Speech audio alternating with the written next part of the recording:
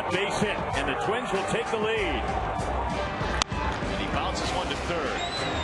Colbert has it, and the Twins win the opening game of the doubleheader.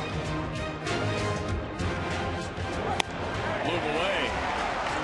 Blanco on the move, and a line drive to left, base hit, maybe more. One run is in. Polanco coming to third. They're going to send him home. And there's a drive in the gap in left center. That ball is down. It'll get another run in. The 0-1 in the air, center field. Granderson. It's over his head. Popped him up into left field. There's Rayburn. And the Tigers' magic number is down to 4.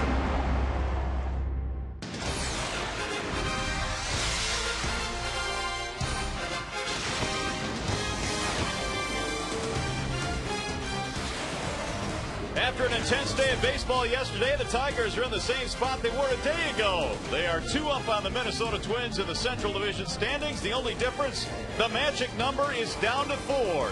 It is a beautiful but cool night for baseball here in the Motor City tonight as we welcome you to Game 3 in this series between the Detroit Tigers and the Minnesota Twins. Hello again, everyone. Welcome to Tigers Baseball. Mario and Pemba, Ron Allen, glad to have you with us for the third game in what is an exciting series so far. And we look back at yesterday, the doubleheader, Rod, Game 1. A tough loss for the Tigers in that opener and really wasted opportunities in that ball game. Well, Tigers left 7 runners in scoring position early in that ball game against Blackburn. They could have put it away, and that's what you have to do against Minnesota, because as it was, Minnesota had 4 sack bunts in the game. They played stellar defensively, and they've got Joe Nathan at the back end of the bullpen. Right now, the Tigers really came up big, though, in Game 2, and Jim Leyland handed the baseball to his horse, Justin Verlander, and the horse came through last night. He's a difference maker. I was talking to Gene Lamont on the bench today while batting practice was going on, and he said last night was the best stuff that Verlander had that he had seen. The curveball was outstanding. He had an explosive fastball, and really he was the difference in the ball game. All right, now we flash forward to tonight. Critical game here for both teams when you consider what's at stake, obviously, in the standings and the magic number. Now, Eddie Bonine will go in Game 1, or in the game tonight, I should say. And for Bonine, really an outstanding start his last time out against the Chicago White Sox. It should be interesting tonight. Also, some pressure taken off Bonine. It's a lot better going up against the Minnesota Twins, 2 games up versus being even. That would have been the case had Verlander lost, but that stuff he had 5 days ago, if he takes that same stuff out there, he can beat this Minnesota Twins team. He had a real good knuckleball. He had a nice breaking ball at the bottom of the strike zone. He used his fastball effectively. He only made one bad pitch in the game. It was a changeup that ran inside on the very talented young rookie Beckham, and that was the difference in the ball game, 2-0. Bonine only gave up 2 hits in that game. He was tremendous in his 3rd start of the year for Detroit. Meanwhile, for the Minnesota Twins tonight, Carl Pavano, he has been the kryptonite for the Tigers this year. They have not been able to figure this guy out, but maybe it's time and it's due, and it's a time where the Tigers could get to him tonight, hopefully. Well, if you're Ron Gardenhire, you couldn't think of a better pitcher to run out there in probably the most important game of their season, a must-win for Carl Pavano and the Minnesota Twins. But for whatever reason, Pavano has simply had the Tigers' numbers, but they did get 11 hits against him the last time they saw him. They just could not cash in on those base runners. Another thing about him, he has thrown a lot of pitches this year. He has thrown a lot of innings, 189 to be exact. And you look at his Yankee tenure 4 years prior to signing with Cleveland, only 145. So he's starting to get a little bit tired. Fastball is not as sharp. He'll use more changeups to try to keep the Tigers off balance. It's getting down to the end. 5 games to go. The Tigers' magic number down to 4. They lead by 2 in the Central. It's going to be a fun night at the ballpark here tonight. We had a playoff atmosphere last night. We expect the same here this evening in Game 3 in the series. When we come back, we'll see this guy in the lineup again, Miguel Cabrera. He's hitting .361 at home this year. Cabby and the Tigers taking on Minnesota next.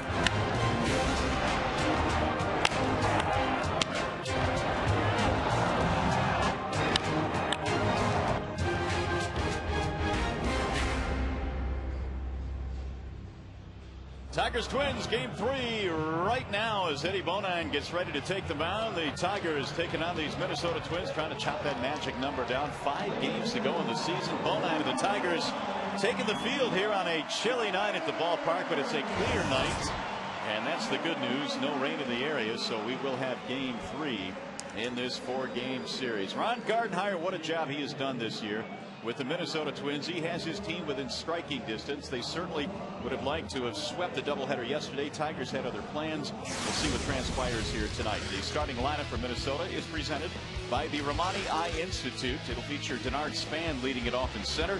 Orlando Cabrera batting second and playing shortstop. Joe Mauer is catching again tonight. He caught the doubleheader yesterday. Jason Kubel is in right. Michael Kadire is at first base. Delman Young is in left. In their bottom 3 is Morales, Tolbert, and Nick Punto. The Dodge scouting reports on Tigers right-hander Eddie Bonine. Tough luck lost for Bonine 5 days ago against the Chicago White Sox. He pitched 6 2/3 innings, gave up 2 hits, but the one hit that he gave up was a big one. It was a home run, and that was pretty much the difference in the ball game. We'll watch him tonight. He'll utilize the knuckleball, which is a pretty good pitch for a guy that does not throw all knuckleballs. Usually knuckleballers throw that pitch exclusively, but not Bonine. And he'll also need to limit the base runners with Avila behind the plate and not Laird. Minnesota has some guys that can run, so he has to make sure he doesn't walk as many as he did 5 days ago. He walked 4 Chicago White Sox. Let's take a look at the defenders behind Bonine that Jim Leyland has run out there tonight. You've got Guillen, Granderson, and Thomas in the outfield. You've got Inge, Santiago, Polanco, Cabrera. They round out the infield. I told you that Avila is behind the dish, and Bonine making his 4th start of the year. And of course, it's always presented by Chrysler and Jeep Superstores. Well, Eddie Bonine making his 4th start. That last one he made, Rod, was probably as good as we've seen him pitch ever in a Tigers uniform. His biggest asset is the fact that he throws strikes. He does not usually shy away from contact. Therefore, the Tigers infielders and outfielders will be anticipating every single pitch being hit to them, and because Bonine not a strikeout guy. 54 degrees our game time temperature. It is crisp, it is cool, but it is clear. The lights are on, and we are ready for baseball tonight. First pitch of the ball game is in for a strike on Denard Span. He'll be followed by Orlando Cabrera, then Joe Mauer. Span in the series 4 for 9. That's no surprise. He hits Tigers pitching very well. Breaking ball is cued to third base. Inge will backhand it. One gone. Right down that third base line. Brandon playing in was able to make the play. Here's Orlando Cabrera. Cabrera is also 4 for 9 in the series, batting .278. He's knocked in a couple of runs. Cabrera, good fastball hitter, especially fastballs that are above the belt buckle. And he is one right-hander that can climb that ladder and really get on top of a good fastball. Therefore, you keep it down right on cue. Absolutely. Oh my goodness. A base hit to left field. 1 on 1 out. Bonine left it up and around the letters, and Cabrera made it pay. Usually you can get the ball by some guys at the top of the strike zone, but not Cabrera.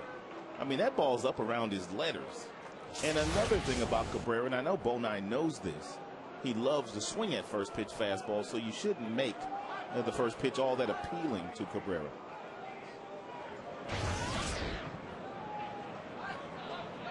There's Joe Mauer now, who has not had a terrific series by any stretch. Only 1 for 8. And his batting average at .367. He has an RBI. Mauer caught the doubleheader yesterday, both the day and night games, and he's out there again tonight. And Gardenhire said that it would be awfully difficult for him to look his team in the face or their fans by not playing Joe Mauer, their best player, regardless of the position that he plays. Meantime, the Tigers tonight going with Alex Avila here in the nightcap, so Gerald Laird will get this game off and then play tomorrow. Avila caught Bonine in Chicago and did a magnificent job with him. I'm sure that may have played into the decision making here tonight for Jim Leyland. 0-2 on Joe Mauer. And Bonine misses inside. When the Tigers have had success against Mauer, and it's been not a whole lot of success. No one has a lot of success against him, but you have to speed his bat up and to get him to hit ground balls to the right side of the infield or try to get him to pull the baseball. That's not his strength. He loves to hit the ball the other way. And he fouls that one back out of play. When you know a guy likes to go the opposite direction with 72 hits, 74 up the middle, you try to get him to go to right field.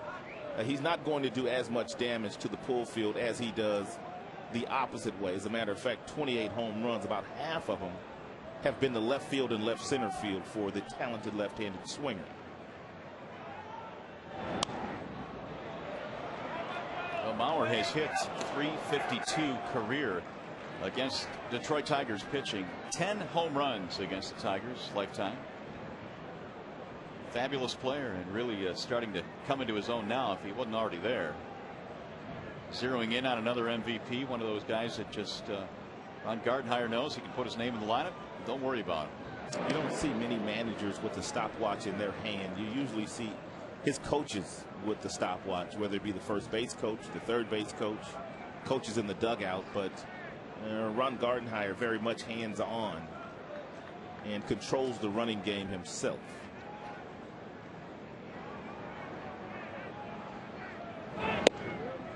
Again missing inside, and the count squares now at 2 balls 2 strikes. For those of you that do not know what he would be doing with that stopwatch, what he does is he times how long it takes for Bonine to get the ball from his hand to the catcher's glove, and that will determine for him whether they can steal a base on the youngster Avila and Bonine.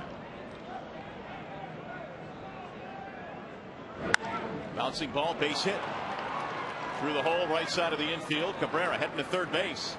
And he will get in there standing up, and right away the Twins have something brewing here with runners at first and third and 1 out. Well, they got Mauer to do what they like to get him to do, and that's when they have success at getting him out. But with Cabrera holding on Cabrera, he finds that hole. Cabrera not able to get to it, and Orlando able to get over the third base. Use first names. Exactly.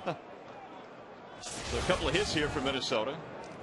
And now here is Jason Kubel. Twins were 3 for 13 with men in scoring position in the doubleheader yesterday. Early opportunity here tonight in game 3. Kubel batting .297, is their cleanup man tonight. This is pretty much a must-win for the Minnesota Twins here tonight. Well, coming into the series, I think they felt they had to win 3 out of 4. Obviously, a split would really make it difficult for them. And if they lose tonight's game, that is the best they could do in this 4-game set, is to split. Carl Pavano, somewhat of a hired gun, going against the Tigers tonight with terrific numbers against Detroit.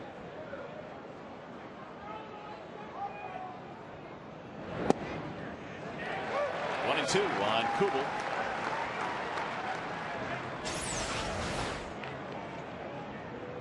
Pretty good changeup there by Bonine, and located well at the bottom of the strike zone, fading away from the left-hander. Bonine's last start against the White Sox, his stuff was diving and darting and moving all over the place. That's line to left field, and Guillen will play it on 1 hop. That'll get a run in. Cabrera will score. An RBI single for Jason Kubel. 3 straight hits. Minnesota has a 1-0 lead.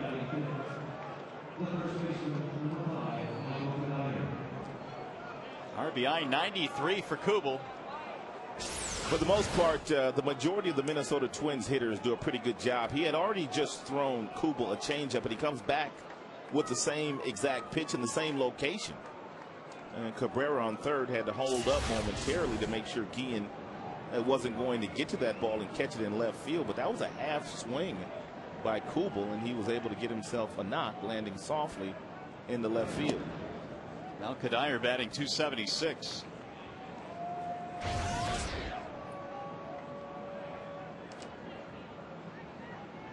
One RBI short of 90, which would give the Minnesota Twins 4 players with 90 RBIs. That would be the first time in their history they've had 4 members on a current roster with 90 or more ribbies. Mauer has 90, Kubel 90, Morneau has 100, and Kadire knocking on the door of 90. Kadire is also a very good double play candidate, 22 this year. One would come in handy here. The 2-0 pitch is outside, 3 balls and no strikes. So not the start the Tigers were hoping for tonight. Singles by Cabrera and Mauer set up Kubel, who had a base hit. And now Kadire's sitting pretty here at 3-0.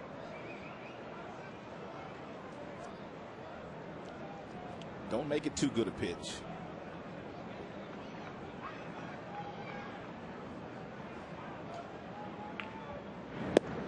And he walked it. That will load the bases. So the plot thickens early on in this one. Bases loaded. Here comes Rick Knapp to make an early visit to the Tigers Hill here, and he'll have a chat with Bonine. Tigers were fortunate in that Verlander went so deep into the ball game last night, sparing the bullpen for the most part.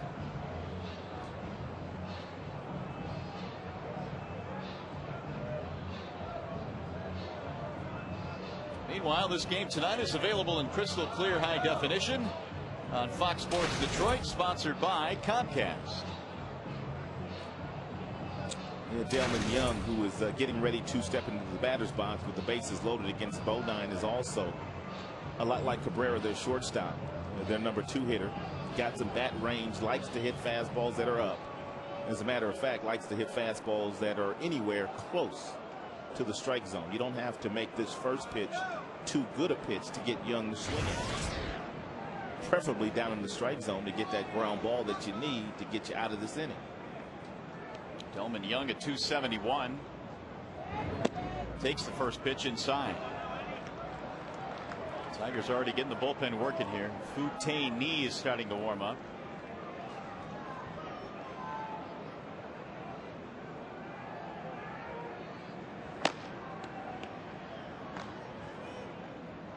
The 1-0 is hammered in the air to center.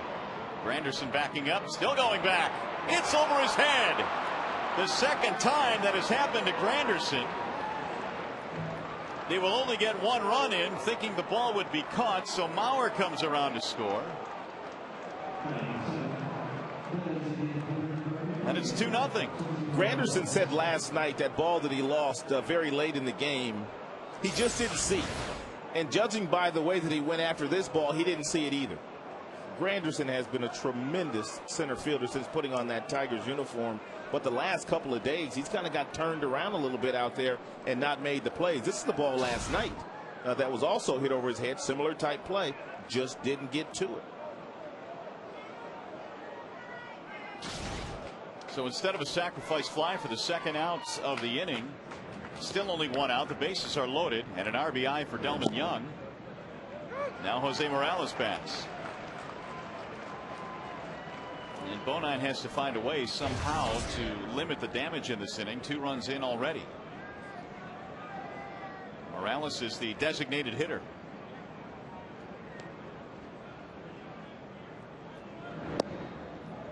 One ball, 1 strike.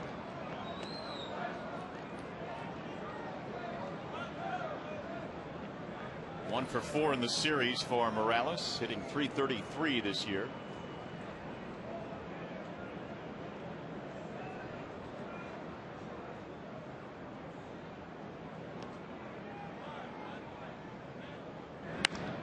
Slap foul down the left field line, 1-2. Well, the inning started innocently enough with a ground out by Span. They kept the leadoff man off the bases, but since then we've had 3 singles, a walk, and another base hit.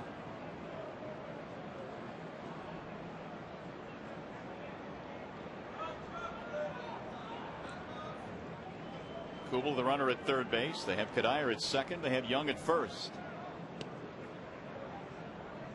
And the 1-2. Just off the plate. 2 balls, 2 strikes on Morales. That could have gone either way. But apparently Marvin Hudson didn't think that Bodine got enough of the plate. It is right on the corner. He hit Avila's glove. 2-2. That's low and inside. 3 balls and 2 strikes, and no place to put Morales.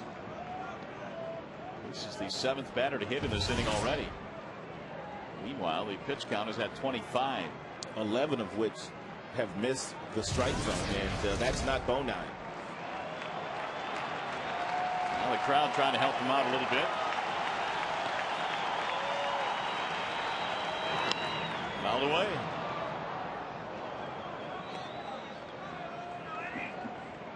This is a Twins team that statistically will do some things to you, and we've talked about how good they are typically defensively. They lead the league in defense, but this is also a Minnesota team that is 3rd in team average at 273. Only the Angels and Yankees have been better this year offensively.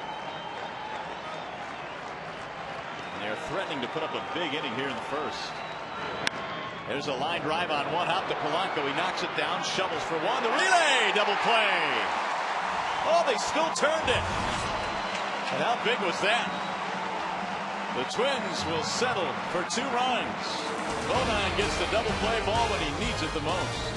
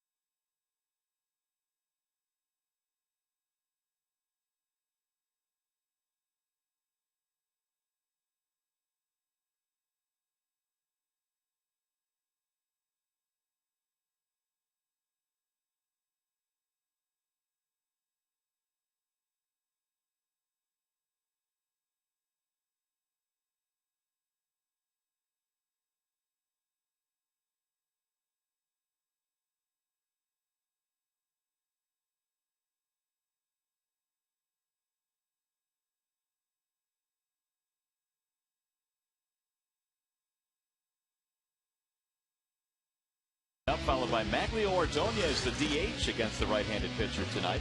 Carlos Guillen out in left field. Your bottom 3 features Inge, Avila, and Santiago. Bernstein Advantage brings you the scouting report on Carl Pavano. Get the Bernstein Advantage. We go to bat for you.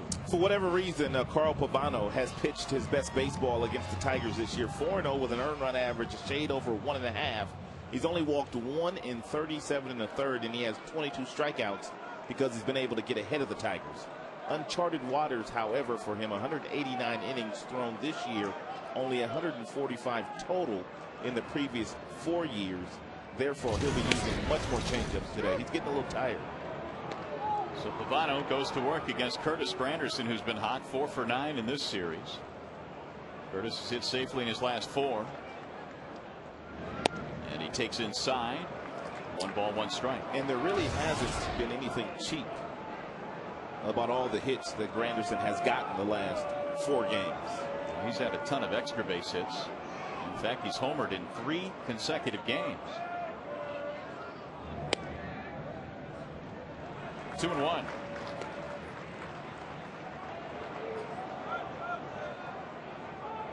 You have to go all the way back to 1999, where the Tigers had 2 members on their team with 30 or more home runs. That was Dean Palmer and Tony Clark.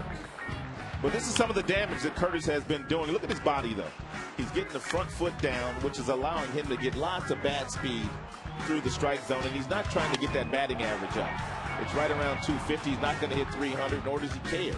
He's simply trying to help his team win games, and when Curtis is pulling the baseball with authority, that's when he's doing his damage. Full count on Granderson. he has 30 home runs this year, and that really is amazing to me. Well, a lot of people wondering where the batting average is gone, but when you start to hit for more power, you sacrifice batting average. High fly ball center field. Bernard Span is under it. One gone. Let's look at the rest of the Minnesota Twins defense. Span is in center field, and boy, can he cover some ground out there. Young in left has an outstanding arm. Kubel, he pretty much is in there for his bat. You've got Tolbert, you've got Cabrera, you've got Punto and Kadire in the infield. Pavano is on the mound, and the MVP in the American League, more than likely Joe Mauer, is behind the plate for the third consecutive game. Here's Placido Polanco checking in tonight at 287, a couple of hits in the series. Picked both of those hits up in game 2 of the doubleheader yesterday. That's one of the things that Pavano has been so good against in his prior 5 starts against Detroit this year. And he's been able to get strike 1, which allows him to expand the strike zone, and that's why he's been so successful against Detroit with a fastball that doesn't touch 90 miles an hour, pretty much around 86 to 88. A little bit of a cutter and slider, and a lot more changeups these days. How about 1 walk in 5 starts against the Tigers this year? 37 innings. 1 ball, 1 strike on Polanco. Popped up. Second baseman Punto. 2 gone. A couple of quick outs for Pavano. Now the number 3 hitter, Cleet Thomas. Pavano has walked 2 or less in 7 consecutive starts, so not a guy that's going to beat himself or create opportunities for the other team by putting guys on with a free pass.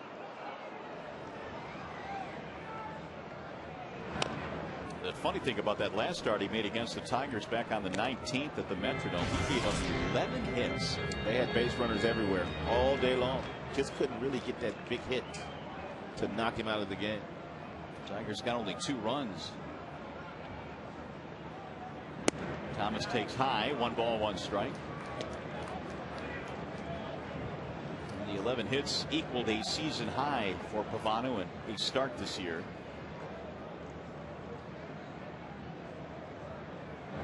Mauer sets up outside. Pavano hits the glove for strike 2. 1-2.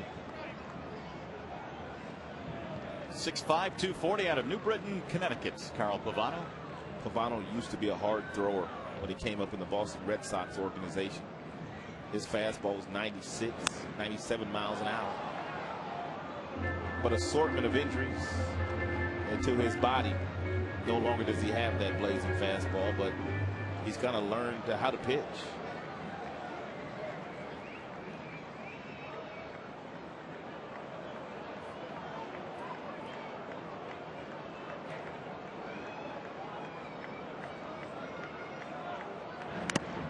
Off the mask. Mauer shakes it off. I'll tell you what, boy, Mauer and Laird must have really been sore after yesterday's proceedings, catching 9 innings and then the second game of the doubleheader. They probably didn't feel it during the course of the day because the adrenaline rush was so high with the games being so meaningful. But you're right. I bet they both slept pretty good last night. Meanwhile, Thomas staying alive. Gerald, he'll I'm sure be behind the plate tomorrow for the series finale. He's all bundled up. He's got the beanie cap on. He's got the hood over the ears. Must be a little chilly down there tonight. He's also a Southern California boy. That much is true. Blood is thinned out.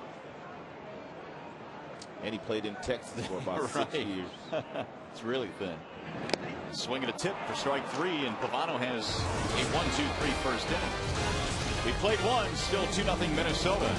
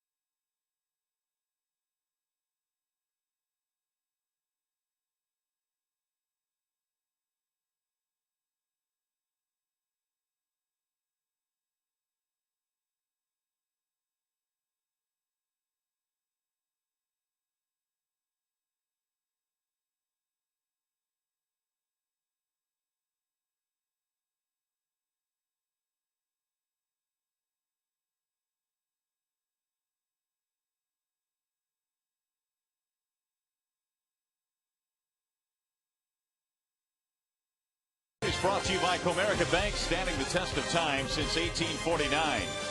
Your Motor City Dodge dealers. Comcast with over 10,000 on-demand choices, and most are free. And by Arby's Bacon Cheddar Roast Burger Sandwich. Try it today. It'll have you saying, I'm thinking Arby's. Here's the bunt down the third base line. Inge will barehanded and throw wide at first base. And just back into the bag. Tolbert got there after taking a turn inside the baseline. Cabrera very alertly went after him. Tolbert is on with yet another hit for Minnesota. Brandon was anticipating the bunt, but he probably gave Tolbert too much room, and it was a perfect bunt by Tolbert. And with a nice pick by Cabrera, and he could not get back to tag Tolbert, and before he got back sliding. Didn't look like he had intent to go to second base there anyway, but it's a great effort by Cabrera trying to tag him to see if he can get the call from the first base umpire. Here's Nick Punto.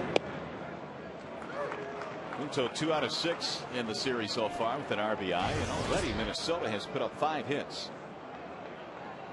Yes. Bonine pitched 6 2/3 innings against the White Sox 5 days ago and gave up a total of 2 hits. Yeah, stark difference. Punto hitting .232. And the runner goes. Here comes Avila's throw. It's on target. Got in. Alex Avila cuts down Matt Tolbert. That's great anticipation there by Avila, knowing that some of these guys will try to steal a base here today. He grabs it, the ball never stops. He gets it in his glove, quickly exchanges it to the throwing hand, but the key is him getting to the front side on that front foot, which gets that arm up into a real good throwing position. So one tonight where Gerald Laird, one of the best at throwing runners out in baseball, he takes a rest. Avila steps in and cuts down the first man who tries to steal against him. 1-2 on Punto. Just missed it low. 2-2.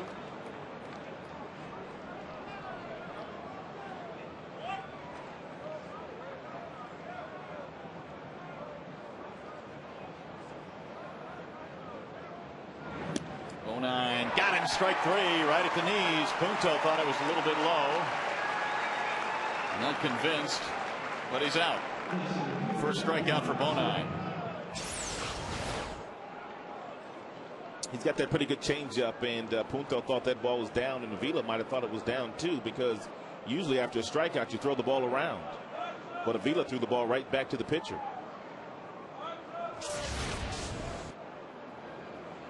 Here's Denard Span. Span a 5-game hit streak. Came into this game here tonight with a career batting average against Tigers pitching of over 400, 416 to be exact. And now quickly ahead Bonine, and it's 0-2. Looked like a knuckleball, and that's exactly what it is.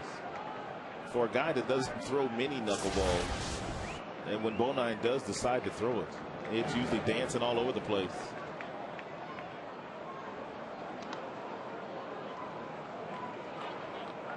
Ron Gardenhire was saying before the game that he was watching tape on Bonine, and his ball was just going all over the place. And he talked about that knuckleball that he'll drop on you every now and then. It could be a great equalizer. Now the 1-2. Foul back out of play. It's hard to throw a fastball by Span,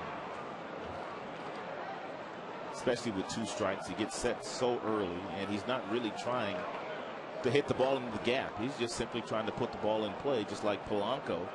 Therefore, doesn't strike out all that often, and usually you can't throw a fastball by him.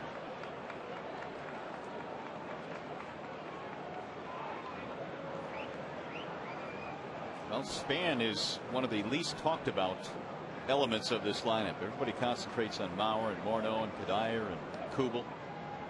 This guy's been a terrific table setter. There's a kick saved by Bonine. He's going to try and cover. Safe. Span might be the only guy in their lineup who can beat that out. Very close. He kicked that thing right to Cabrera. Well, told you doesn't strike out very often, just tries to put it in play. Nice play by Cabrera getting over there, but Bonin could not beat Span to the bag.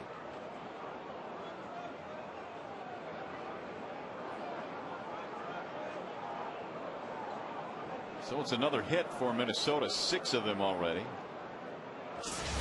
Kevin Rand's going to come out now to make sure Bonin is all right, along with skipper Jim Leland.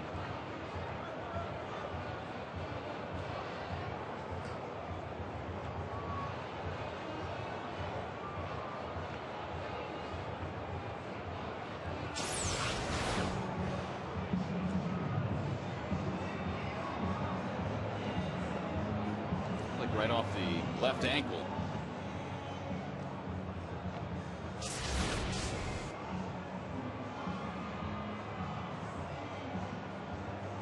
So while they decide if Bonin will continue in this game, which I assume he will, we invite you to vote for tonight's Tigers player of the game using your cell phone. Text Tigers followed by space, then the player's uniform number to 37338 or FSDET. See the final results post game during Tigers Live. Bonin is okay. He will continue.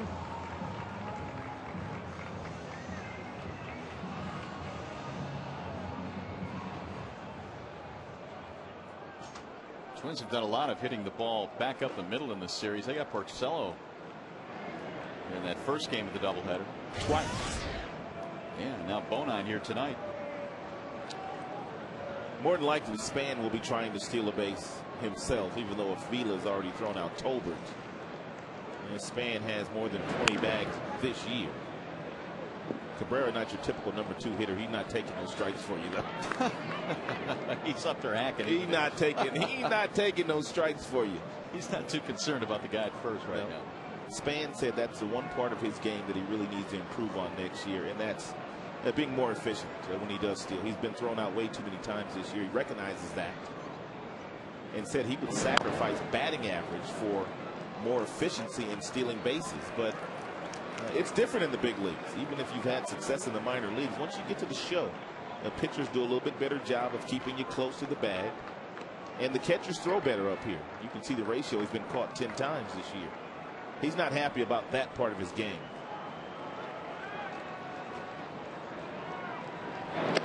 Well, how much of that in terms of improving comes down to studying pitchers? I mean, what can he do to improve that percentage? Well, he has to pick better spots, probably. He has to learn who he can run on and who he can't run on. When you've got a combination, let's just say of Verlander and Laird, that's not a good combination, but there are some combinations where he could probably be a little bit more successful. Ooh, was that close? He's got a huge lead. And if you're Bonin, you can't make a better throw over to Cabrera. This ball is down on the bag. All Cabby has to do is apply the tag.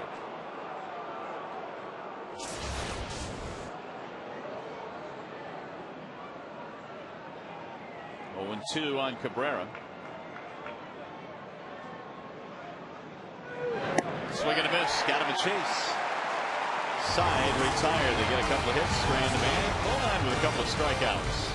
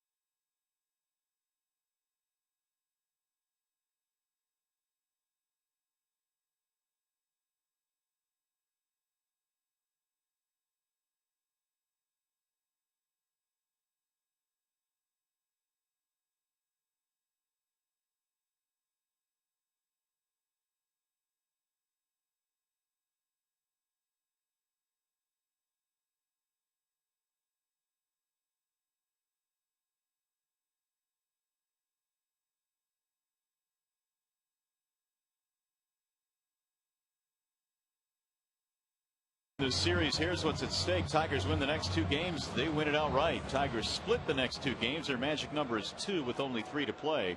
And if the Twins win the next 2 games, they are tied with 3 to play. And that would make it a very interesting weekend, to say the least. So that's some of your scenarios. As Carl Pavano goes back to work and Miguel Cabrera takes the ball outside. It'll be Cabrera, then Ordonez and Carlos Guillen here in the second. Tigers down 2-0. Pavano had himself a 1-2-3 first. Right down the middle it comes. 1-1. Miguel in the series 2 for 7, including a home run. He has scored twice. 101 RBIs this year. He rips one into left. That's a base hit. First hit of the ball game for Detroit. 3 straight fastballs to Cabrera. And that last one he tried to sneak inside, but Cabrera was not having any of that. That ball was whistled past Tolbert. And Cabrera, the shortstop, he's got some lightning quick hands, especially when his body's in a good position. Cabrera came into this game batting .361 at home this year. Apparently this ballpark tailor-made for Miguel. Here is Maglio Ordonez. The Tigers have decided to go with Ordonez as the DH tonight, even though there is a right-hander on the mound. Well, Aubrey Huff has been scuffling since putting on a Tigers uniform. Runner going and a big jump, but it's slapped foul back out of play. That must have been a hit and run, because if you're Maglio, you can see the jump that Cabrera had. Cabrera would have stolen that base. Pavano did not think he was running. He had about 7 steps under his belt and was halfway to second before. And Pavano even delivered that ball. And as a hitter, you can simply see him running out of the corner of your eye.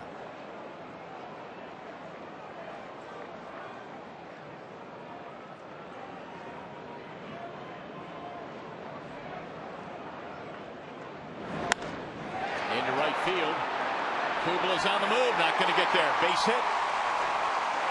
Back-to-back hits for the Tigers here in the second. Time runs are on. Maglio Ordonez has only 7 home runs this year and really has not displayed a whole lot of extra base power, but Kubel appeared to be playing him on the warning track in right field, and this ball was flared to the outfield, and Kubel had no shot at getting at it.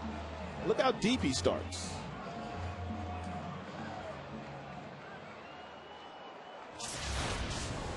Tigers have their first 2 hits of this game, and now Carlos Guillen.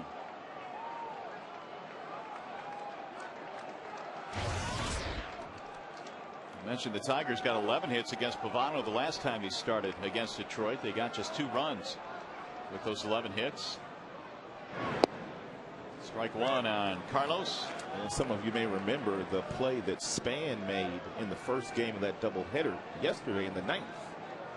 And taking a winning base hit away from Santiago. If Kubel was in right field, he probably doesn't make that play that Denard Span was able to make. This is the reason why the Tigers offense has perked up a little bit. Guillen and Maglio have been pretty good the last couple of weeks. 1 ball, 1 strike.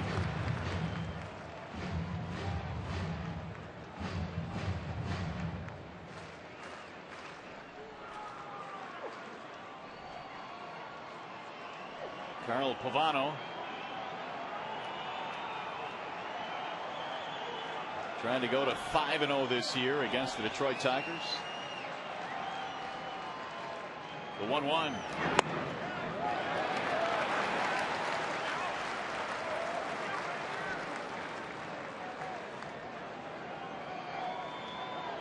Yeah, it's also been one of those hitters that's had a nice track record against Minnesota pitching. 307 lifetime against the Twins staff.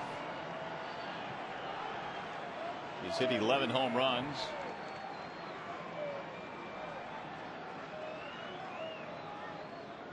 The 2-1. 3-1 with 2 runners on already. Well, he's got himself in a real nice hitter's count, and possibly he could get his first hit against Pavano this year. Guillen has had no success against Pavano.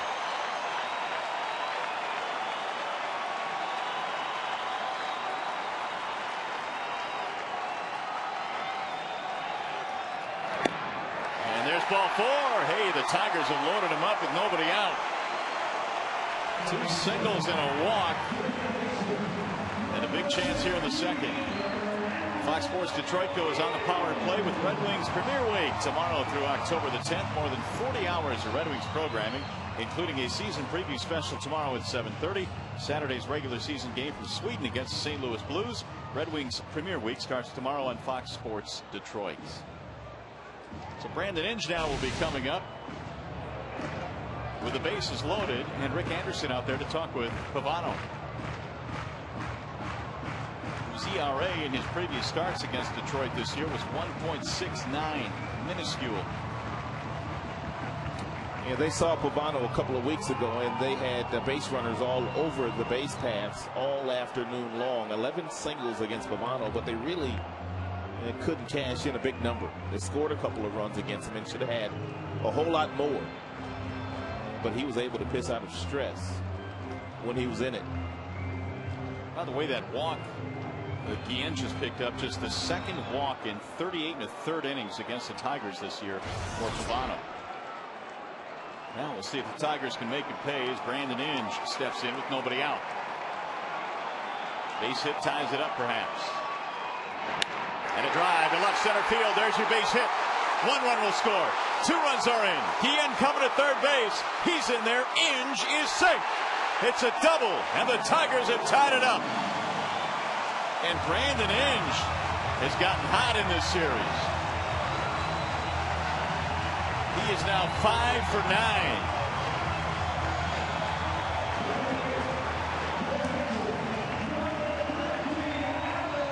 Pavano pitches to a lot of contact, and Brandon Inge knows as much. He had just walked Carlos Guillen, so he knew he was going to get a first pitch fastball, and he didn't miss it. And when the bases are loaded, there's absolutely nowhere to put you. And so that's when you can be very, very aggressive, and Brandon was aggressive. Well, the Tigers yesterday were just 5 for 22 with men in scoring position in the doubleheader. Here's Alex Avila. He popped him up. Shallow left field. This will not get the run in as Cabrera goes back. And the runners have to hold. 1 gone. Big knock by Brandon Inge, who now has 83 RBIs.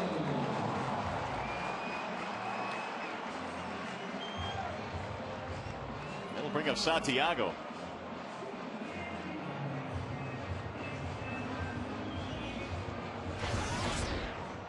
Ramon batting a solid .271. He has hit safely in his last 6.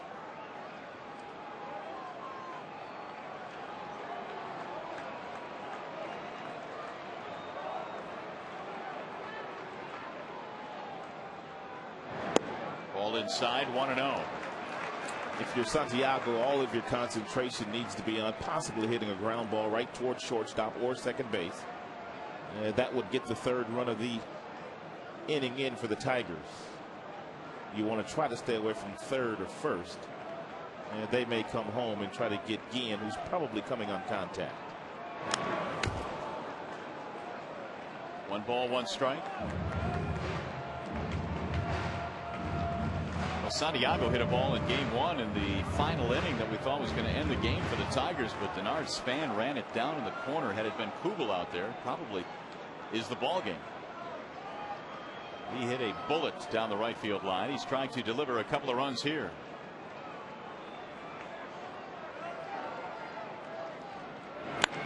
And it's looped in the air to right center field. That ball is down. Base hit. 1 run is in. Inge routing 3rd. He'll come home. He'll score. Santiago delivers. And it's 4-2 Detroit.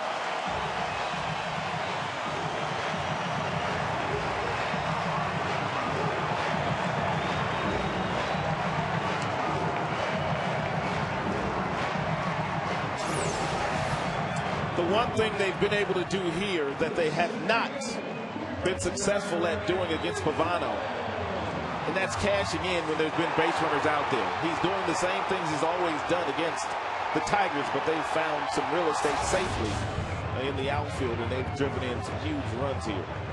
Santiago with 35 RBIs as Jim Leyland starts him tonight in this game against Pavano, and he cashes in.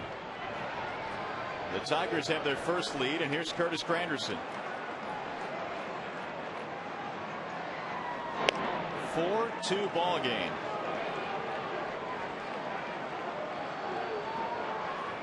Four hits in the inning for the Tigers. Granderson 0 for 1 with the fly ball.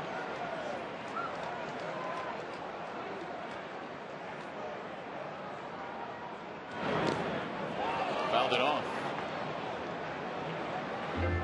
Tigers have 4 hits, 6 for Minnesota.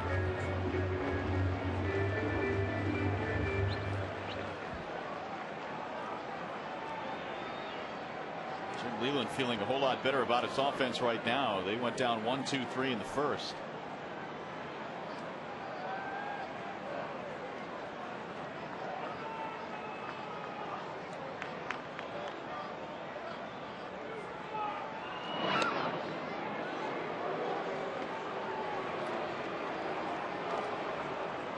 Santiago not a base stealer. He has just one this season. Manship starting to warm up. Both bullpens working early in this game. Randy fouls it straight back. 0-2 on Curtis Granderson, who came into this ball game 10 for his previous 19. Home runs in 3 consecutive games, including what turned out to be a very huge home run last night in the nightcap.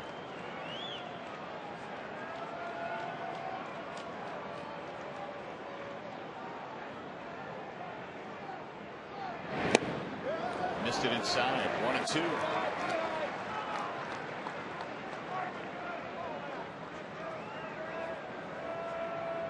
'70 RBIs this year for Granderson to go with his 30 home runs.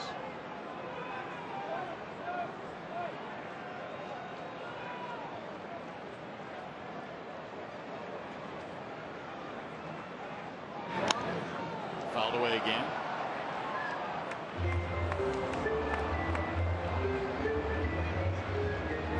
Pavano was a member of the World Series team with Florida back in 2003. In fact, he started Game 4 in that series, holding the Yankees to just 1 run over 8 innings.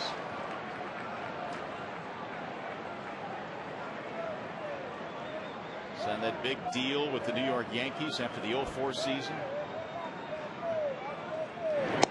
And he missed outside. 2 balls, 2 strikes. He struggled with injuries in a Yankees uniform. He just could not stay healthy. Therefore, he did not give them a lot of return on the investment they made on him. Shoulder injuries, an elbow injury. 27 games with the Yankees. That's it. Runner going on 2-2 and is fouled back out of play. He's pitched that many this year. Yeah. With Cleveland and Minnesota. Tommy John surgery in 2007.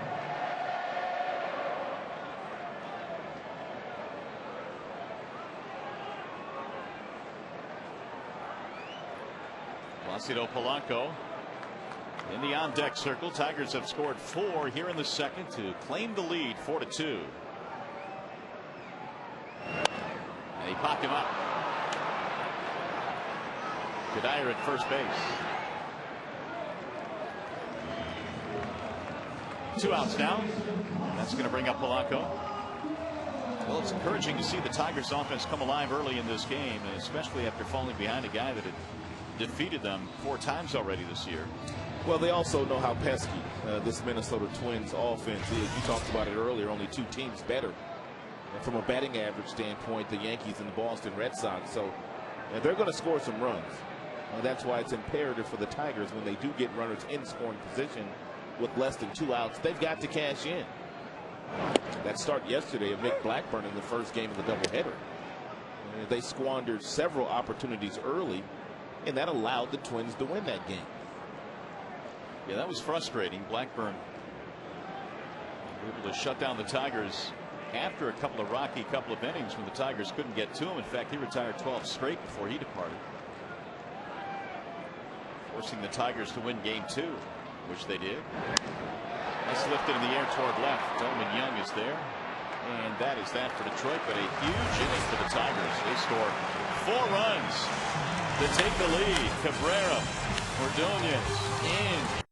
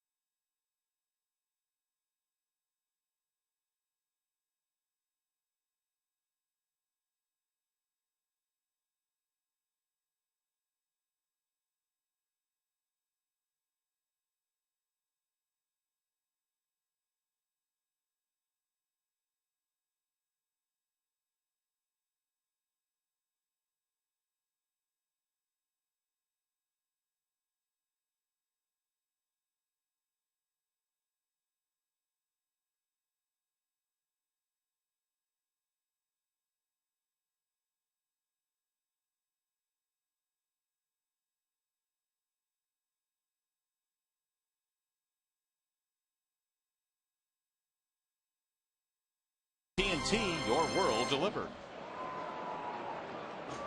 Well, the Tigers showing some fight here at the ballpark tonight as they have taken a 4-2 lead. And here come the Twins now for Minnesota. It'll be Joe Mauer, Jason Kubel, and Michael Kadire here in the third. 4 runs, 4 hits for Detroit, 2 runs, 6 hits for the Minnesota Twins. Mauer singled, scored a run in the first inning. And he looks at ball 1 outside. And Mauer is one of those guys, and I'm sure Bonine tried to do so with that first pitch fastball. Let's throw it right down the middle. And he takes the first pitch 90% of the time.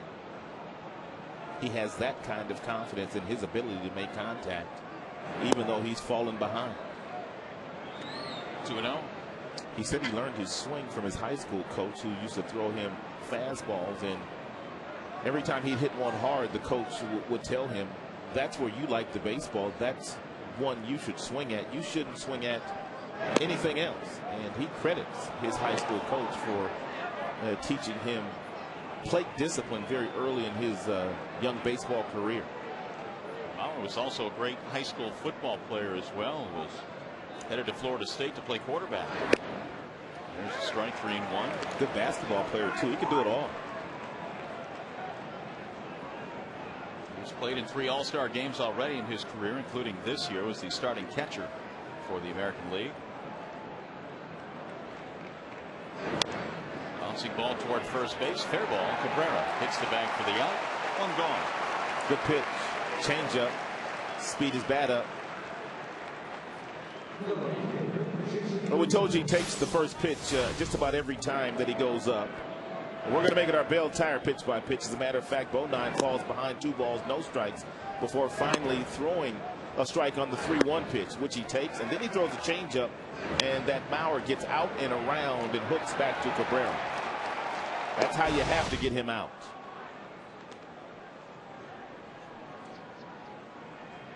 Here's Jason Kubel. Mauer with his 1 for 2 tonight is now 2 for 10 in the series so far. Kubel had an RBI hit in the first inning. And that has raised his average near 300 now, 299.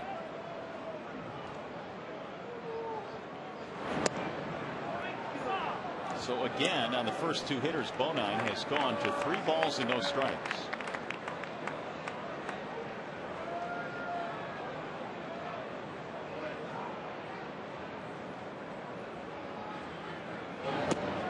Here's ball 4. 1 out walk. It's his second walk of the game. Kubel is one of those guys you don't have to worry about stealing, though. We mentioned earlier that Kadire hits into a ton of double plays, but he walked back in the first.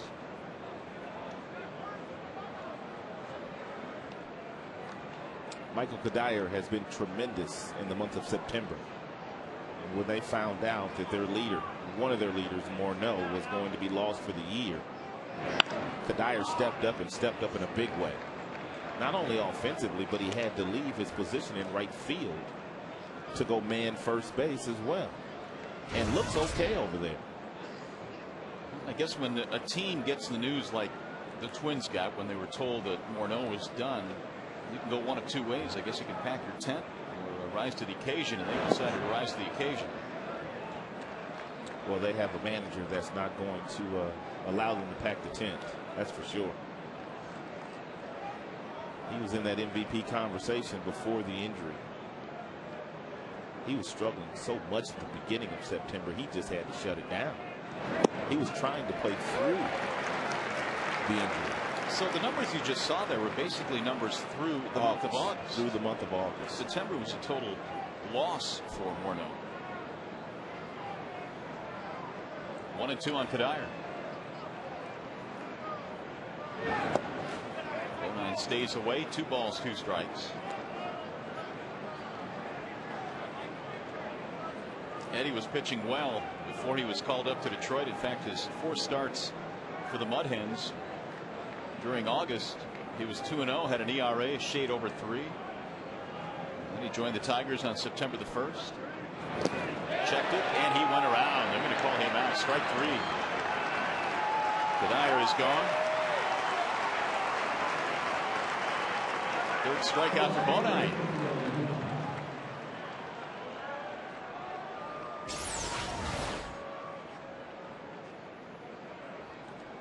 That's a breaking ball slider that Kadire couldn't lay off of. And the one thing about Bonine so far today, when he has missed with his pitches, it's been at the bottom of the strike zone.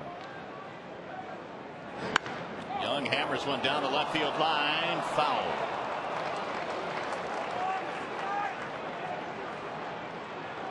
Hellman had an RBI hit back in the first and almost knocked in another.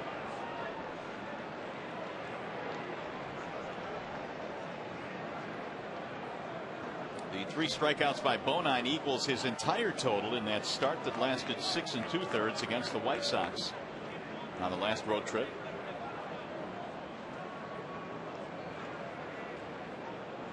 Young has an even 50 RBIs this year. Missed it outside. 1-1.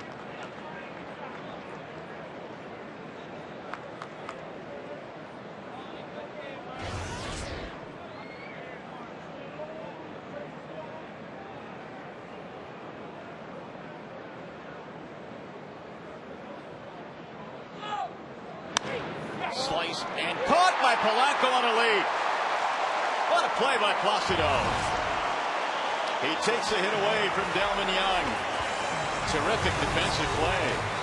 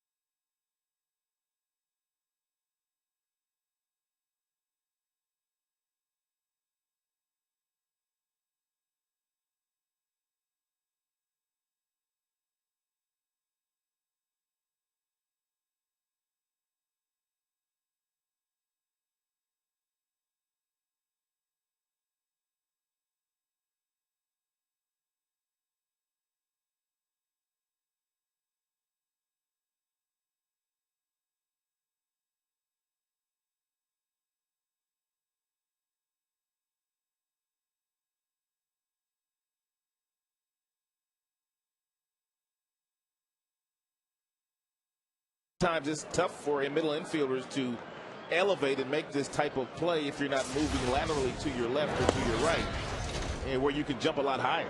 But Polanco, not very tall in stature, able to climb the ladder and take a possible double away from Young there. Lee Thomas leads it on. Pops it up. On the infield, third base side for Tolbert. One gone. Hey fans, see the Tigers take on the Chicago White Sox this Friday through Sunday during Fan Appreciation Weekend. Terrific prizes will be given away to random fans all weekend long. For tickets, call 866-66-TIGER or visit tigers.com.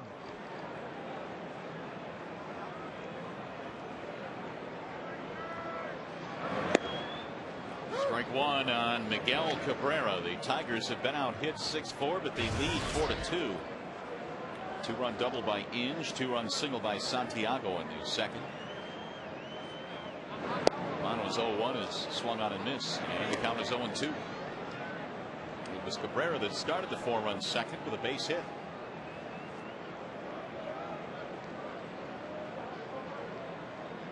Miguel's 33 home runs, good for 6th in the American League. 1-2.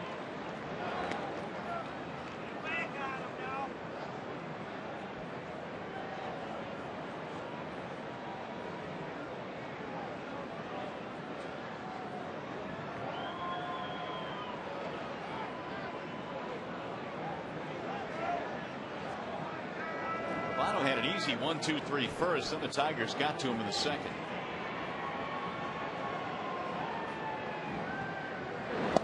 That's outside, 2-2.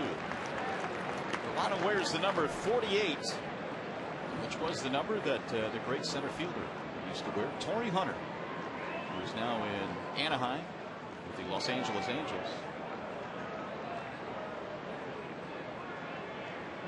Here's the 2-2 pitch. Pulled, and a stop at third by Tolbert. Man, is he terrific. Their infielders can gobble up some ground balls, whether it be Tolbert or Cabrera at short. And we all know Punto at second is a human highlight film.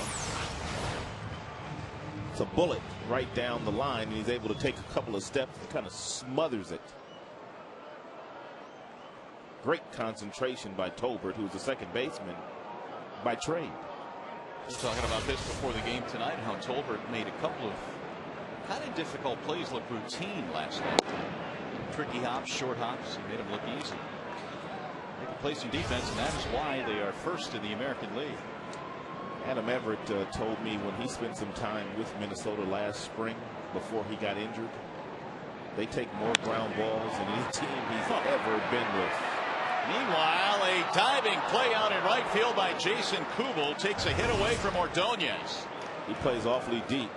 Should have been a routine play. And not just the ground balls, but the fly balls as well. They're catching everything.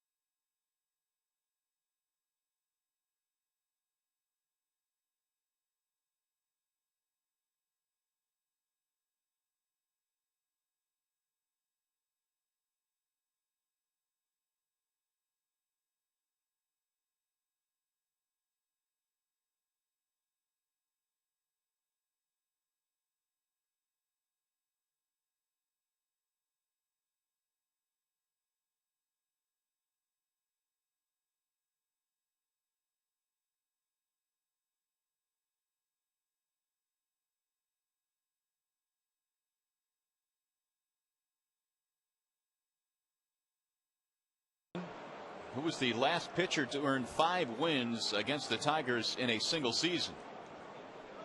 Pavano trying to do that tonight, although he trails 4-2 in this ball game. He was the last pitcher to earn 5 wins against the Tigers in one season.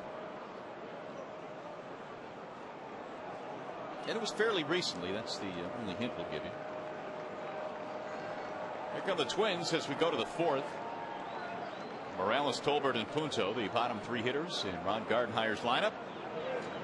Morales hit into a double play to end the first inning, and that really might have been one of the key plays in this game so far. They had 2 runs in. They had the bases loaded, only 1 out, looking like it might be a big inning. Morales looks like a good hitter.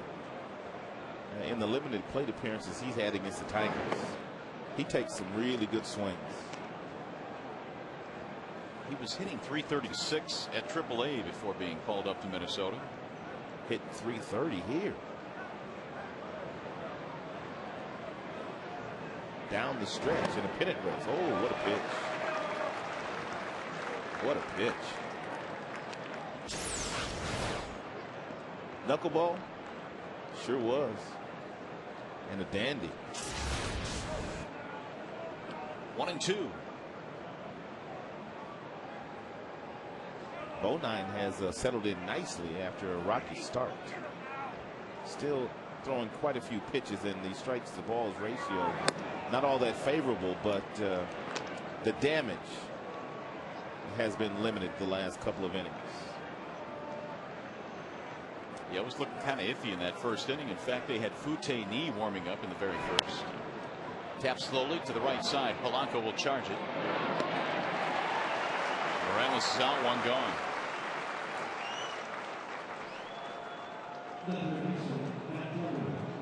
He's going to bring up Matt Tolbert. And last time he bunted on Brandon. Brandon was playing a couple of steps behind that bag at third. This time Brandon's on the grass.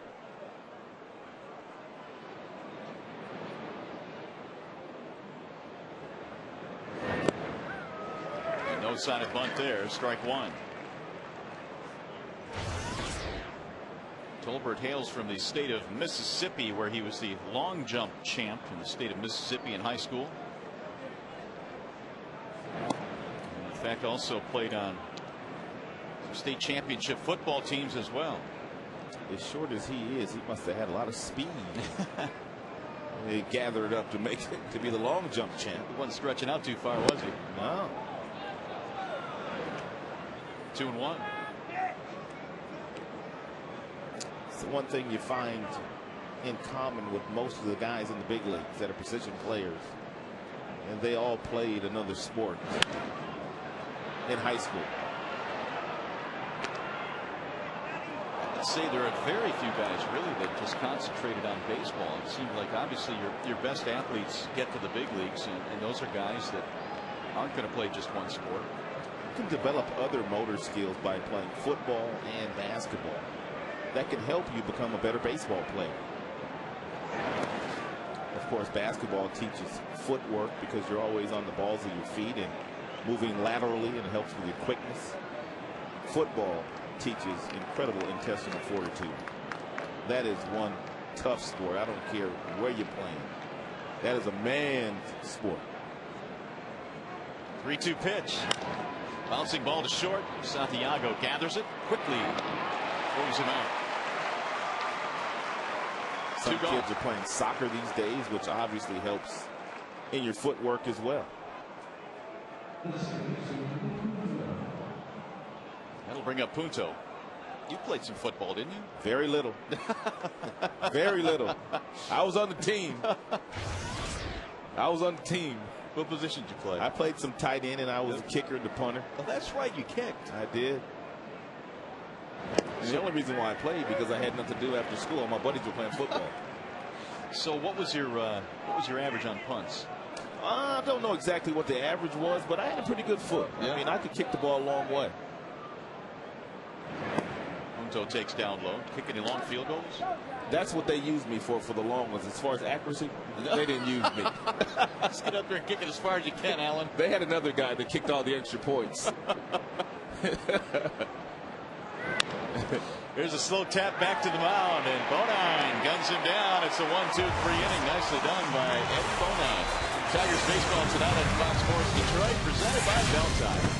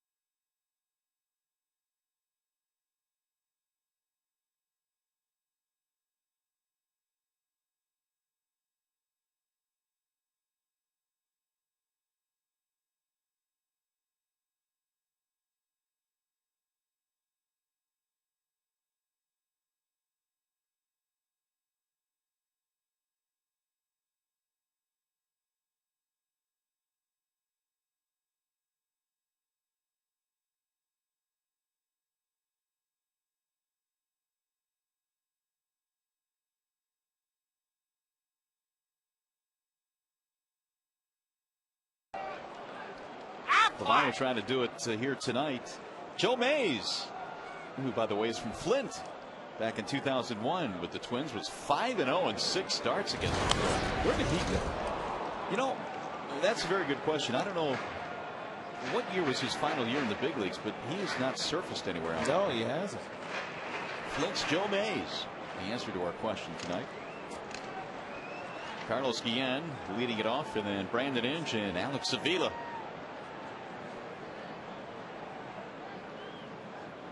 Carlos had a walk and scored a run back in the second.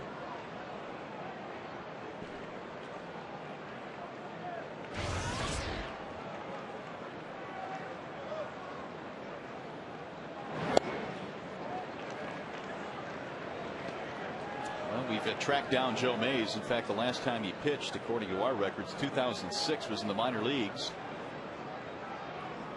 Cincinnati and Kansas City. That was a couple of years ago, though. Strike on the inside corner, 1-2. That is something that Pavano is not afraid to do, even though the velocity not nearly where it used to be with Pavano 4 years ago. He was throwing 95 miles an hour, but he is still not afraid to pitch inside on occasion.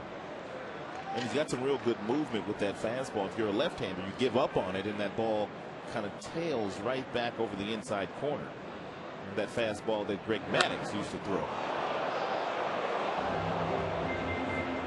He tried that same pitch, and Carlos whistled that ball into the stands foul. Actually, that was a cutter.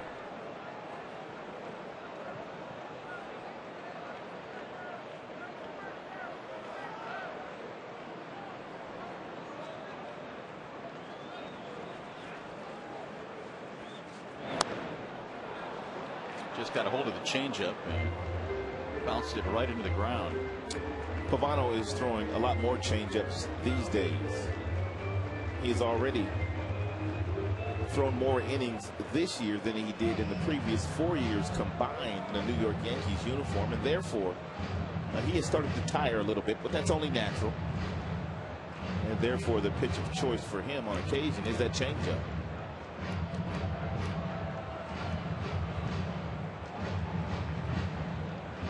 trying to shake it off.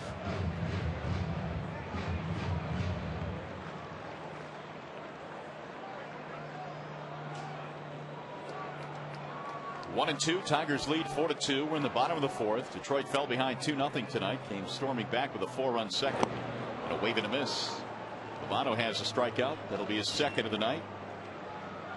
And he retired 6 Tigers in a row.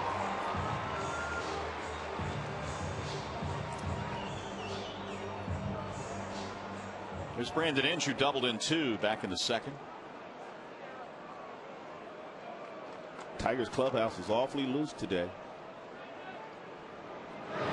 Awfully loose, which is what you would expect after maintaining a 2-game lead.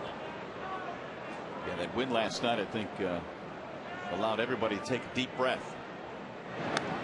Put the Tigers back in the driver's seat instead of being even in the standings. They are ahead now by 2 games, and the magic number down to 4. So. Talking to Gene Lamont on the bench before the game, and he said that stuff that Verlander took out there last night was some of the best stuff that he had seen Verlander with this year. And that's saying a lot, because Verlander has just been really unbelievable this year. Yet we have seen him have starts where he has been more dominating, had more strikeouts and better numbers, giving up less runs. But that curveball that he had last night was just a unbelievable pitch, and Minnesota really could do nothing with that. He's an ace, dominant #1 starter. And if the Tigers get into the postseason, if they go to New York, he has the kind of stuff that can quiet down 55,000 people. 3-2 on Brandon Inge, who doubled in 2 back in the second.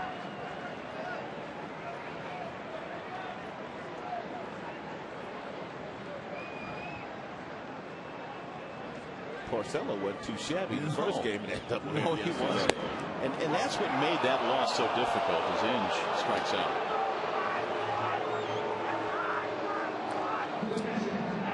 In case you missed it, this is what Verlander was featuring last night. Swing and miss changeup, fastball in the mid to upper 90s, and the curveball was just ridiculous. Jack Morris, I talked to him before the game. He said he was impressed. How could you not be impressed? Fastball wasn't too shabby either. Strike 1 on Avila. That's why they say just get in, because anything can happen when you start matching up #1s against each other. You're right. I mean, Verlander could walk into Yankee Stadium and silence that big lineup down. That's really what happened in 06 when the Tigers took on the Yankees in that first round. They got good pitching. Yes, that's why they won. Zumaya got huge outs in the bullpen. Jamie Walker got some huge outs for him. That situational left-hander. Avila takes high.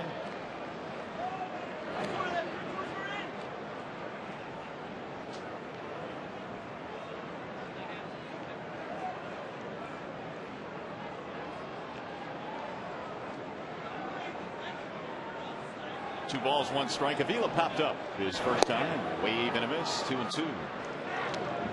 Alex hadn't played a whole lot down the stretch here. They've gone with Gerald Blair just about every single night. Final 2 weeks of the year. With Gerald catching the doubleheader yesterday. Avila getting a shot here tonight. 2-2 pitch is rolled foul, first base out. A chilly one here this evening. In fact, they got the heaters going in the Tigers dugout, trying to keep themselves warm. Avila will play some winter ball this year in Dominican Republic. He will play for Escogido, one of the teams in the capital.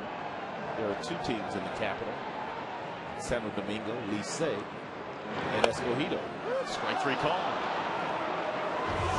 4th strikeout for Pavano. It'll be Span, Cabrera, and Mauer when we get to the 5th.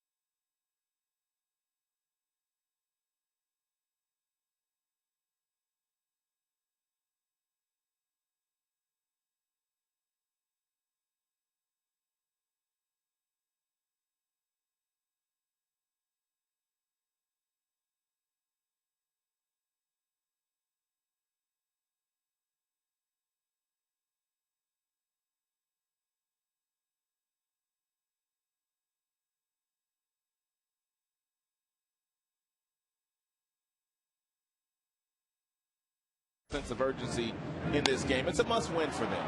Kubel seems to always find some real estate in the outfield and gets lots of knocks. And Granderson also didn't see a ball off the bat of Young, which landed for a single and a couple of runs they scored. But the Tigers, they were up for the task. They came back with 3 singles in the bottom half of that second inning, and they put up a 4 spot when it was all said and done.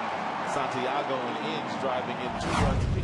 Yeah, that was huge. And meanwhile, Bonine has settled into this one nicely. As we mentioned, that first inning was a little bit rocky. They had Fute-Ni warming up, but he has really kind of settled things down. He has not been as efficient with his strike throwing as we've seen Bonine in the past. That's one of the reasons why he's in big leagues. He throws lots of strikes, and Jim loves that. But when he's had to throw some strikes, he's gotten and thrown some big pitches, and that knuckleball has been a very good pitch for Bonine, especially when he gets ahead. He's fearless with that pitch.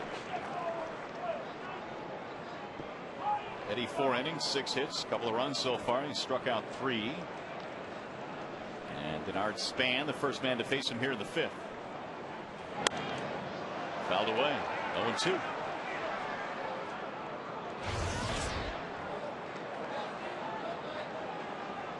Span hitting .315.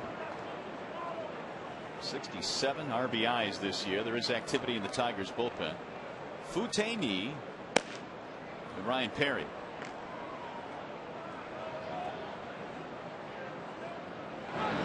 Span takes low, 1-2. Cabrera, then Mauer to follow, top 3 hitters in Ron Gardenhire's lineup tonight.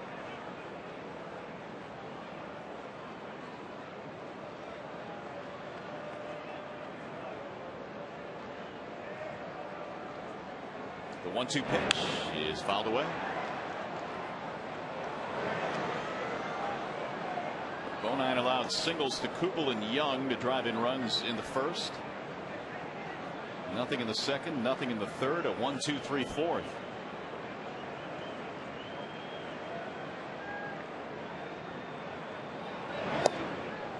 Two and two.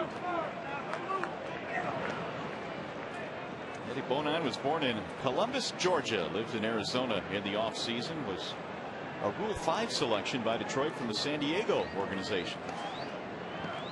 It was back in December of 05. And slap toward third. Inge deep behind the bag, gets rid of it in a hurry. Safe at first base. What a play on both ends, and they almost got him. Second infield hit of the game for Denard Span. Brandon Inge is quick like a cat down at that third base position. He gets over to the ball and he backhands it, and he throws the ball all in one motion, knowing that he needs to do as much because of the speed that Span has. And how in the world do you get that much on your throw when you're throwing across your body like that? I don't know. To make it that close, and it was a bang play. That was incredible. Cabrera stretching out as well. Here is Orlando Cabrera. 7 hits now for Minnesota. High fly ball left field. Carlos Guillen under. Span back to first base, 1 gone. There's Cabrera going after that first pitch. Now Joe Mauer. They've pretty much gotten Mauer to do what they set out to do in this game. He's 1 for 2, but they've gotten him to ground the ball to the right side of the infield on both occasions. One went through the hole between Polanco and Cabrera. The other one right to Cabrera. He won't do a lot of damage here, but if you allow him to go the other way, that's where he really hurts you. 1-0. I don't think he has swung at one first pitch in the first 3 games of this series. Not one. I can't remember him doing that. He's 1 for 2 in this game. Singled and scored in the first.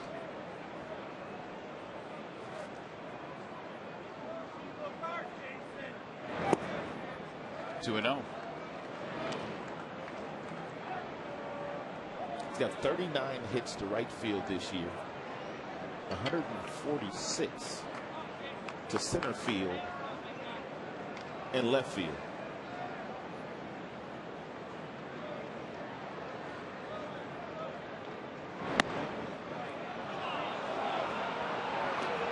say no on Joe Mauer.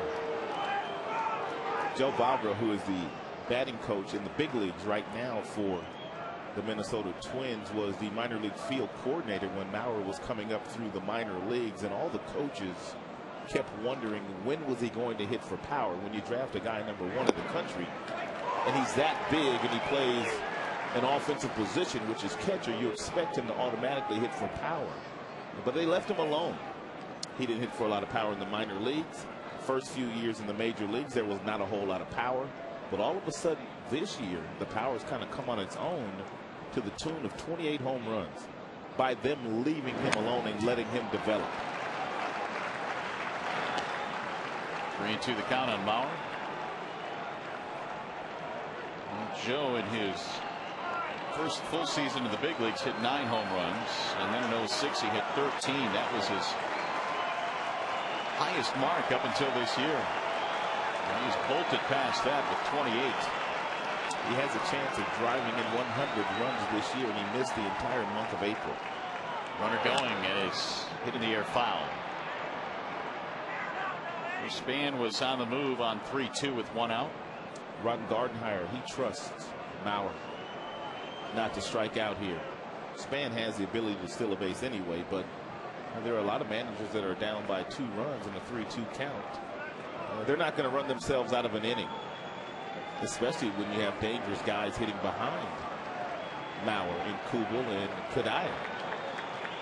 They have quite a few RBIs themselves. Runner goes again. High fly ball. Right center field. Granderson is under it, and Mauer is out. 2 gone. Span again retreats. Well, let's look and see how Bonine goes after Mauer once again. He takes the first pitch all the time, and his eye is incredible. If you watch the balance that he has in the batter's box, that's one of the reasons why he gets such great swings when he decides to swing the bat. And even when you make a quality pitch against him, it's a pitcher's pitch. He can foul that off until he gets something a little bit better. And Bonine was able to get him out with a fastball inside. Kubel pops it up. Staying here. Third base side in. Appears to have room. Inning over. Leadoff single. No damage done. Bottom of the 5th coming up. Santiago, Granderson, Polanco.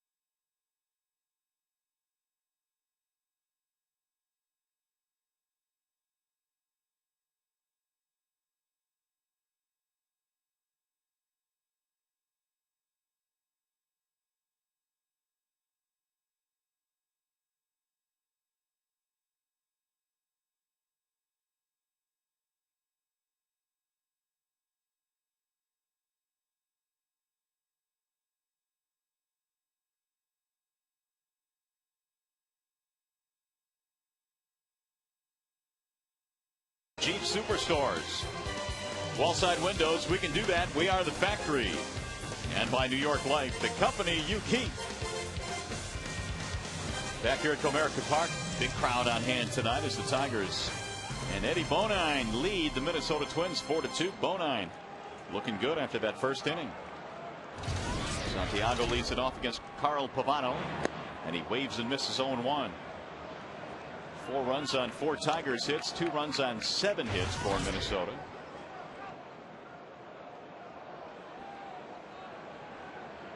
Big 2-run single by Santiago in his first at bat. He lays down a bunt. Punto charging. Look at that. He throws it behind his back and almost got him. That boy's sick. Unbelievable. He's sick. I don't think I've ever seen that. You gotta be kidding me. Infield hit. And he almost made the play.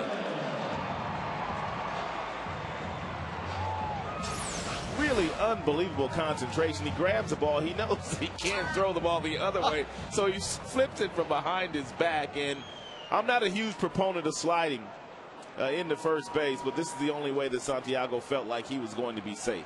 If he runs through the brag, he's safe anyway. And that was a late slide. That's how you get hurt. It really is. I mean, that slide is way too late. That hurt looking at it. He literally landed on the bag. Tigers have their 5th hit, and Granderson looks at a strike. I think Kenny Lofton blew out his shoulder on a similar type play with the Indians back in '95. Yeah, he did. In the playoffs. I mean, so many bad things can happen, especially when you slide that late. You can jam some fingers, and you can dislocate a shoulder.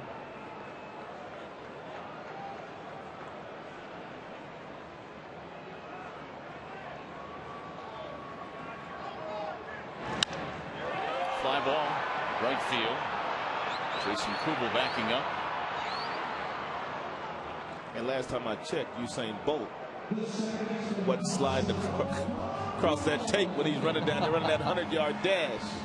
He's gliding through it. Yes, he is. Have you seen that cat run? I have. Not in person, obviously, but he's unbelievable. Here's Polanco. Placido tonight is 0 for 2. He popped up. That was back in the first. He flied out to left field his last time up. Tigers took the lead with a 4-run second. They have led since. Pitch out and nothing going on. Well, anytime Polanco comes to the plate, you anticipate possible hit and run. And quite frankly, you've pretty much opened the door for a play like that by you falling behind and guessing incorrectly on the first pitch with a pitch out. Now, should they start Santiago, very few managers will pitch out on back-to-back pitches.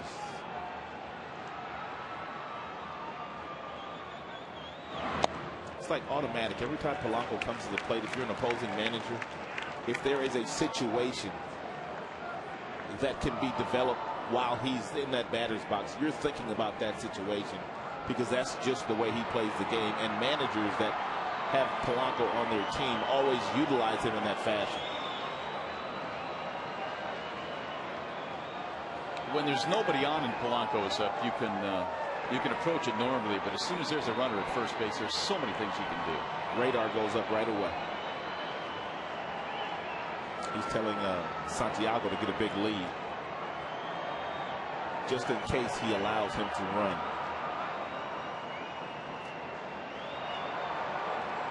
And there he goes, and it's sliced up the middle into center, base hit. Santiago going to third, and the Tigers have something going here in the 5th inning. That play was set up by the pitch out. All of a sudden you get a 2-0 count. You know that Pavano is going to throw the ball over the plate. He's only walked 2 Tigers in 40 innings this year. And a guy like Polanco is going to put the ball in play. Right back up the middle, and they play a little first and third here. Santiago didn't have to stop. Just kept on cruising. It's a big run right here. Huge run right here. Tigers have 6 hits. They have Clee Thomas up there. He's 0 for 2. Runner at third with less than 2 outs. Tigers taking the page out of the Minnesota Twins book here in the 5th inning. Bunt, base hit, hit and run, first and third, 1 out. About to say the same thing myself. That bunt hit started things off. Pavano, meanwhile, has now thrown 75 pitches.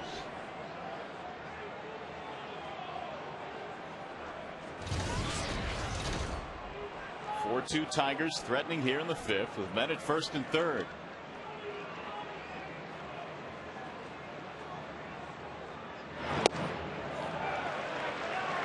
Two and 0.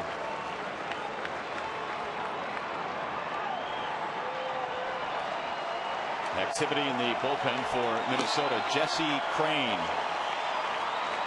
He pitched yesterday. They don't usually get Crane up this early, but the stakes are high here tonight for the Minnesota Twins. It's a must-win game for them. 2-0 pitch, high and away, 3-0. I would bring light Cleat here. Would you? I would. Knowing that Cabrera is standing in that batter's box and knowing that he does not want to walk Cleat to load the bases, which would force him into pitching to Cabrera, I would let him swing at this 3-0 pitch.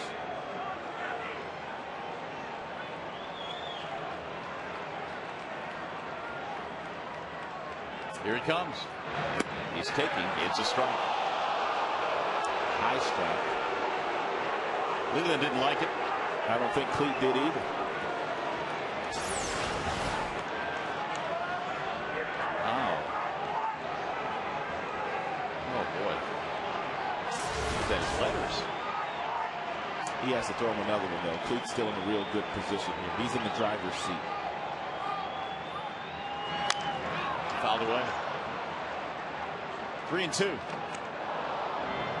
This is a tough call, but Jim usually 3-2 starts the runner. But should Thomas strike out and Polanco steal the base successfully, they would walk Cabrera.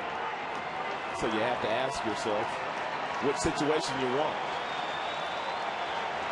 They probably would not walk Cabrera if Polanco was not running here. He is not running and is fouled back. So many different scenarios that play out, and I'm sure that's one of the reasons why Polanco didn't take off on that pitch. It doesn't mean he's not running. But Jim wants Cabrera to hit. And when Jim Leland talks about how the game is so much faster and really speeds up at this level, those are the types of things that you have to go and run through your mind in a very quick amount of time. That's why you have so many people down there that are your coaches that help you out too in certain situations. Runner holding again, and that time it's ball 4. They are loaded up with 1 out. Pavano with a base on balls. That's his second. Go inside Big Ten Conference football 4 nights a week with 4 unique shows on the Big Ten Football 4-pack. Excerpts bring you game plan breakdowns, interviews, analysis you won't find anywhere else. Catch the Big Ten Football 4-pack. It's every Tuesday through Friday at 10 p.m. only on the Big Ten Network. The only cure for gridiron deficiency. Big time trouble now for Pavano. And I mean big time trouble with the bases loaded, 1 out, and Cabrera coming up. Well, you know Cabrera is not going to strike out. It's not likely that Pavano has the kind of stuff to strike him out. So he's going to hit the ball hard somewhere, as he did in last night's game against Dunson.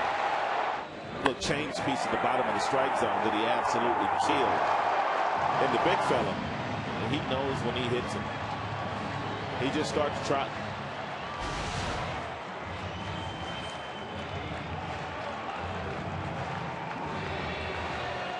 They are loaded up. Cabrera has hit 2 grand slams. And he had one on opening day this year. Big spot in this game, and the crowd getting into it. And he popped him up. Wow, was this a huge out for Pavano? 2 gone. Now it's going to bring up Ordonez.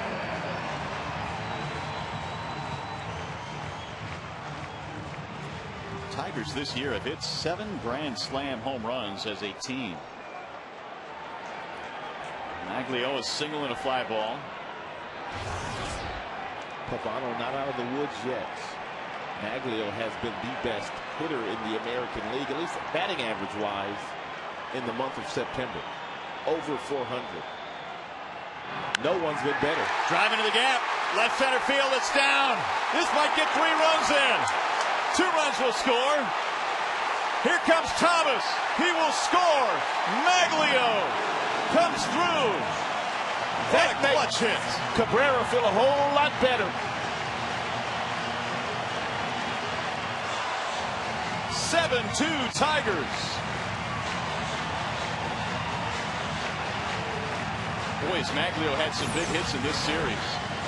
The Tigers had some real good at-bats against Pavano a couple of weeks ago. 11 singles they hit against him, but they could not cash those guys in, but they've been cashing them in today. And Pavano's luck against the Tigers has run out. That was a bullet to left center field. Officially, he will depart the scene. The Tigers get to Pavano for 7 runs on 7 hits. Wall side windows pitching change. We'll be back.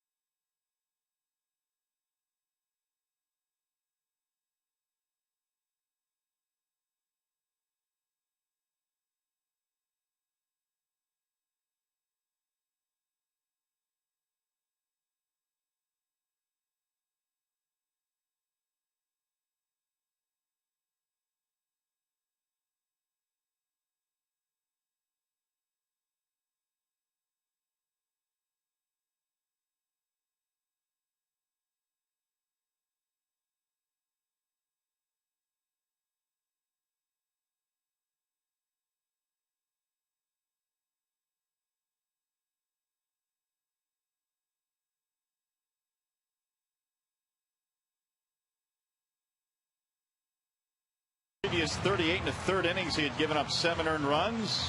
Tigers have turned that trick tonight.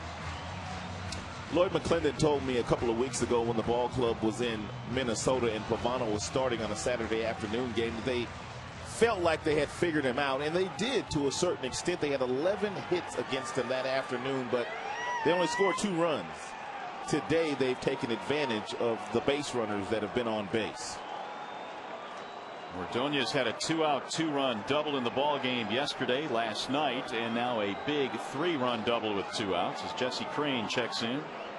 His numbers have been real good last 16 innings. He's been stingy. He has not given up nary a run. How about Jim? Put Maglio in the batting order in tonight's game instead of Aubrey Huff, and Maglio has made Jim look like a genius.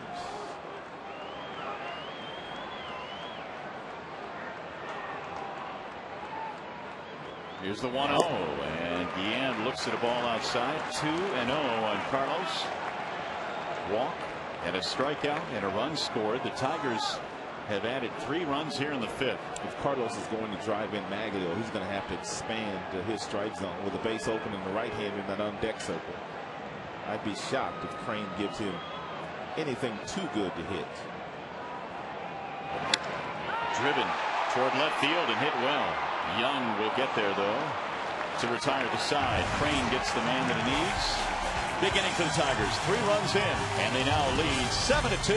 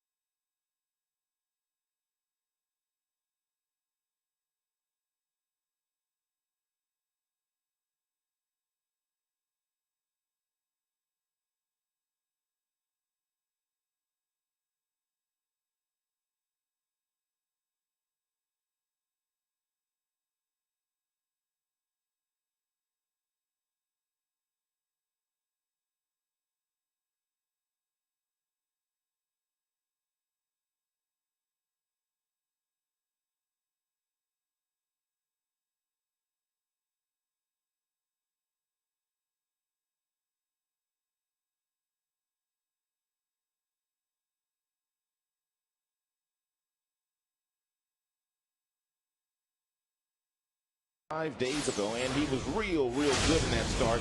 6 2/3 innings. He had 3 strikeouts in that ball game. They all came in 1 inning, and it was against the middle of the batting order. He also had 3 strikeouts in this game after getting off to a little bit of a shaky start. He settled in nicely, gave his club 5 innings, and now he is in line to get a win here tonight in one of the bigger games of the year for Detroit. Coming up clutch, Eddie Bonine, 5 innings, struck out 3, walked 2. We have a new left fielder in the game. That is Ryan Rayburn.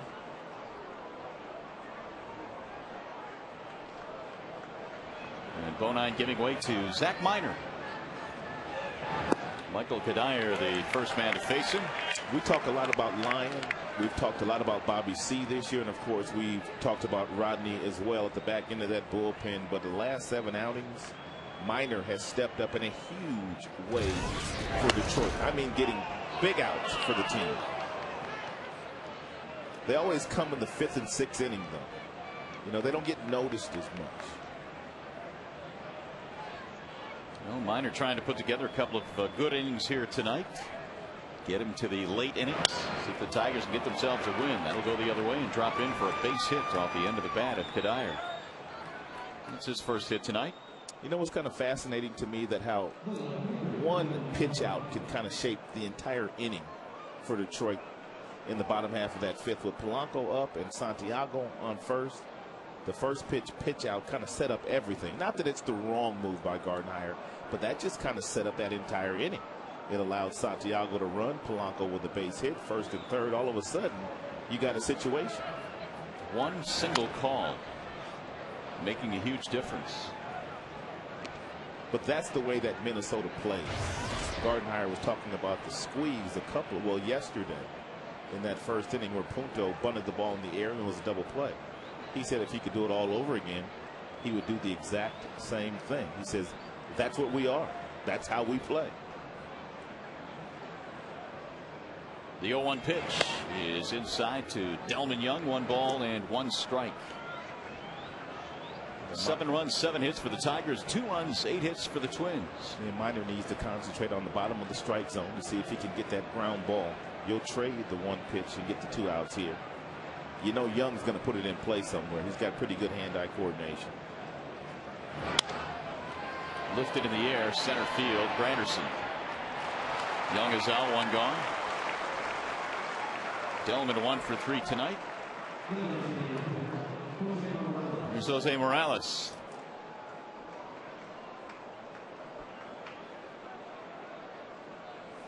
Chilly night here at the ballpark. Game time temperature was 54. Big crowd on hand here tonight, hopefully to watch the Tigers chop that magic number down. Trying to get it to 2 with a victory here tonight.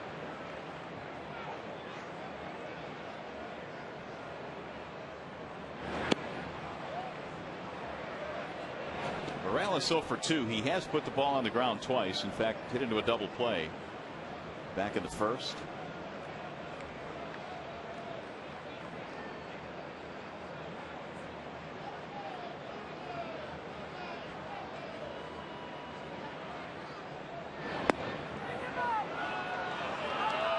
Two 2-0. Morales just 3 for his last 20.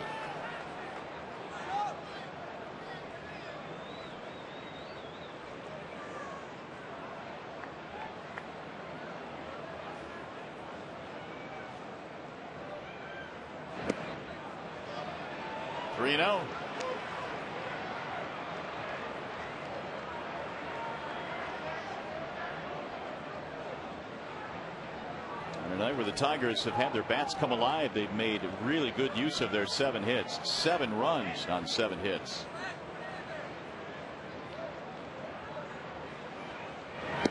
There's a strike, 3-1 on Morales. Series finale happening here tomorrow. Scott Baker, Nate Robertson.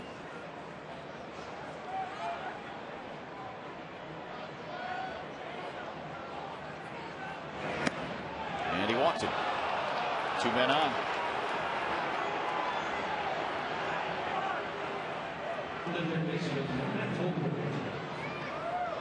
Avila goes out to the mound.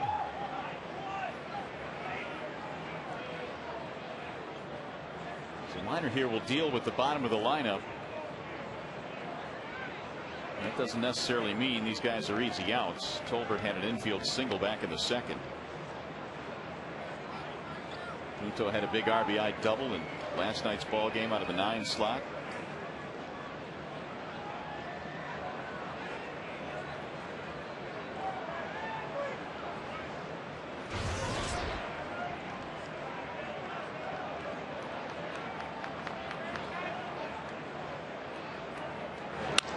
Driven to center field. Granderson. He is there for the out. 2 gone. They get Tolbert on 1 pitch. Now Nick Punto.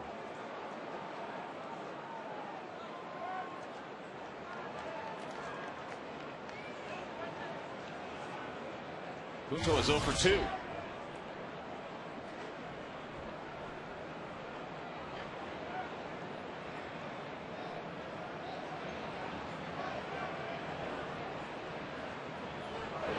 Ball 1.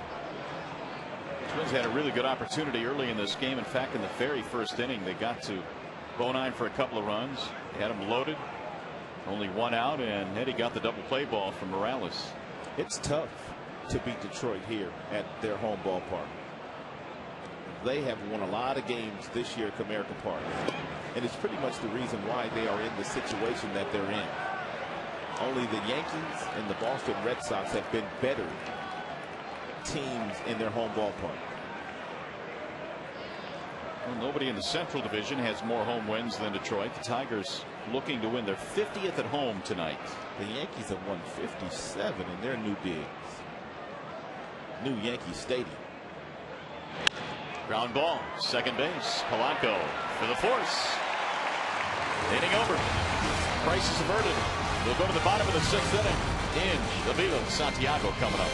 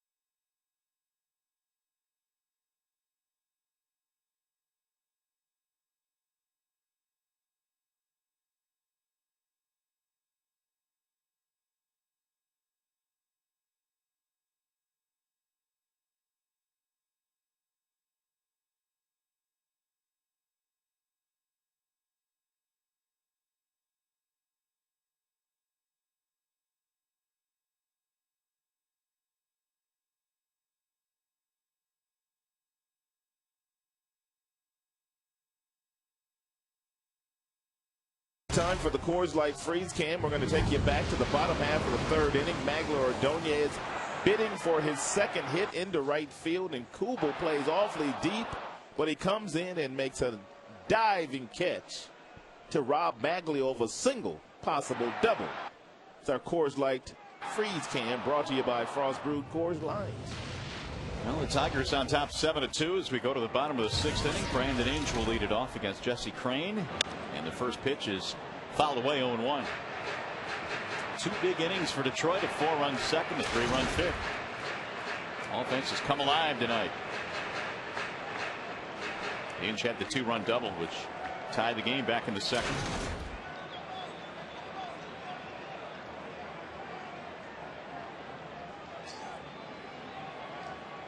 The 0-1. Threw it by him, 0-2.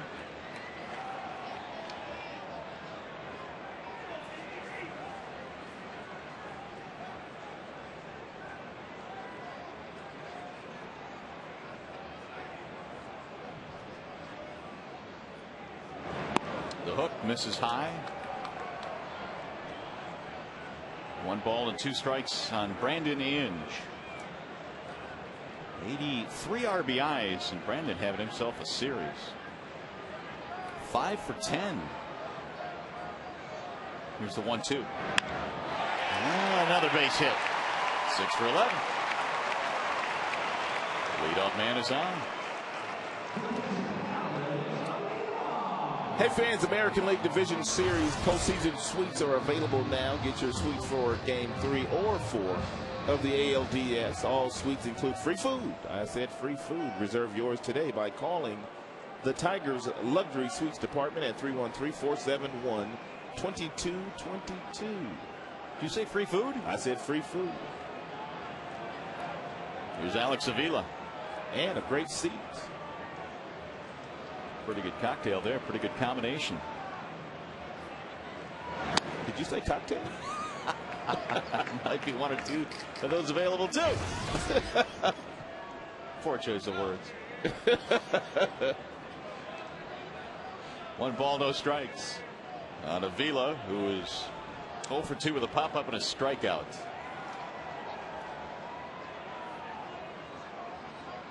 Crane's 1-0. Back into the seats. Tigers win this ball game today. This place will be jumping tomorrow. It'll be packed to the rafters. And we're expecting a good day weather-wise tomorrow. 60 and sunny, they say. Yeah. If the Tigers win tonight, and there's still a ways to go in this one, you get the magic number down to 2, which would mean they could clinch tomorrow. They say it's a freeze warning tonight. That's how chilly it's supposed to be later on.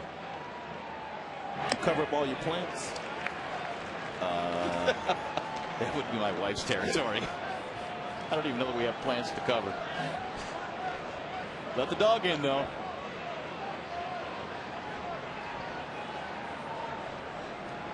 Two and one on Alex Avila. In a 7-2 ball game. Tigers in the lead.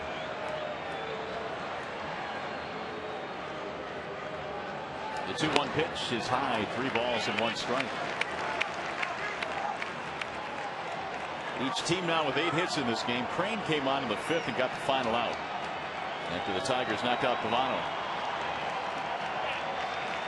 Santiago's had a big bat tonight. He's on deck.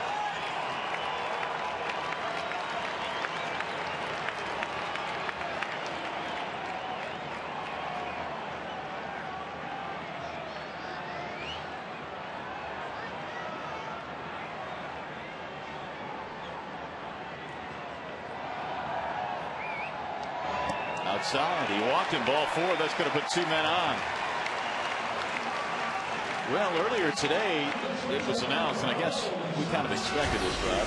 A manager in the Central Division was let go. Eric Wedge, done after 7 seasons. It's unfortunate.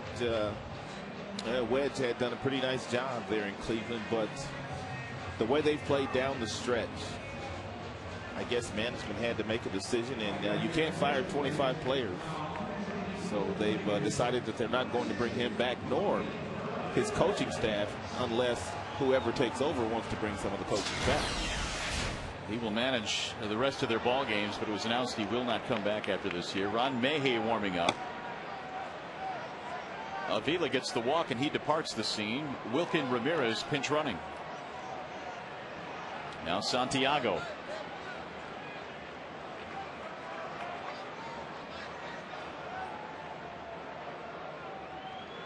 Showing bunt, takes it high. Crane is not throwing strikes.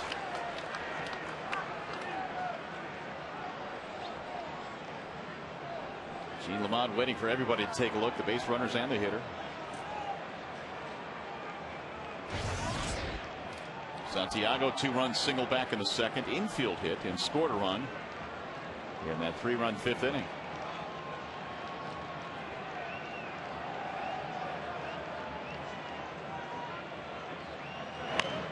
Here's a bunt, third base side. This will get the job done, advancing the runners. It's been a good night for Santiago. 2 hits, 2 RBIs, and a sacrifice.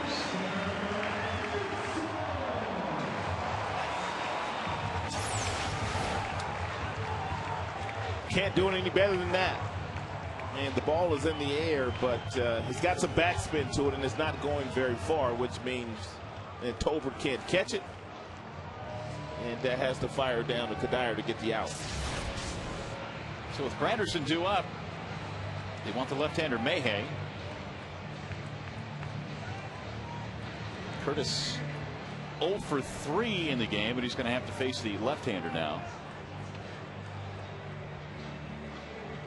Well, a couple of nights ago, it was the celebration of the '84 championship team here, and Sparky Anderson was on the field, was given an opportunity to speak and address the crowd, and he talked about how he really admires the 2 managers in this series, Leland and Gardenhire.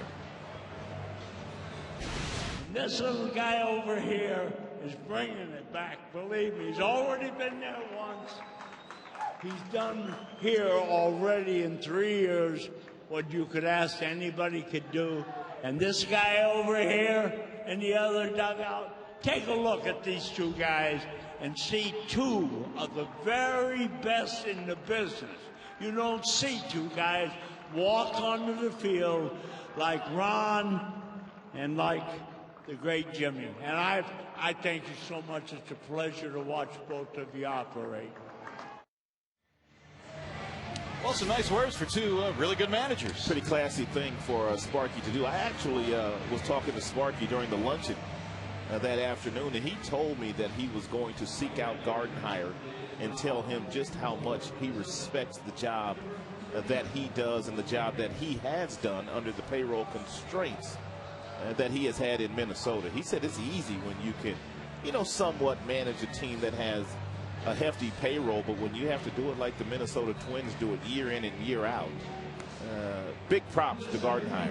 Yeah, Gardenhire said he had a chance to talk to Sparky Anderson when Sparky was here, and he was fired up about that. He was kind of in awe of the Hall of Fame manager. You see the numbers on Ron Mayhay, who comes into the ball game. During the course of that afternoon and the evening, I probably had a chance to talk to Sparky probably about 15 minutes total, which is more than I talked to him that entire '84 season in the 2 months that I was there.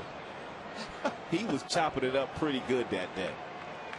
Here the splits on Granderson, just a $181 against lefties. Now the infield in with 2 men in scoring position. But he took you north, and that was the main thing out of spring training. That was the man, and I thanked him for that. Swing and a miss, 0-1. Tigers 3 for 6 with men in scoring position tonight. You really don't think about the magnitude of 35-5. You No. just don't. I mean, but when you have a chance to reflect on it and look back on it again, as we did on Monday, you realize how special that was. 17-0 on the first road game. They played 17. We played 17 games before we lost on the road. 35-5 seems just like another number when you really think about what it takes to go through a stretch of 40 games and lose only 5 times. When you're around it every day, you know how difficult that is. I think the 17 wins on the road as impressive as the 35-5 start. Sure, I agree with that. 0-2 on Granderson. Ooh, way high. Mayhay let it fly.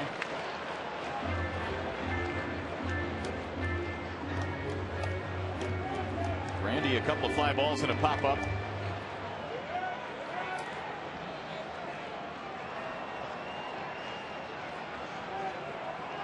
(7-2) Detroit, trying to tack some more on here. Missed it high. 2-2. Close pitch.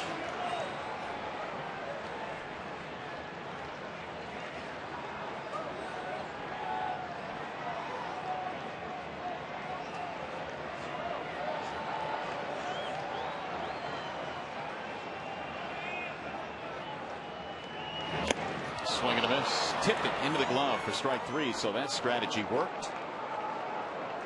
Mayhay gets a strikeout. They'll walk Polanco and then go after Clete Thomas. Thomas had a walk in his last at bat. Polanco will not be given an opportunity to hit.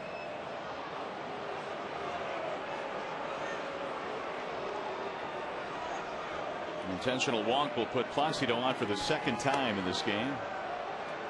Each team with 8 hits in this contest. All 3 of the ball games that have been played here between Minnesota and the Tigers. It's September, but it feels like October baseball.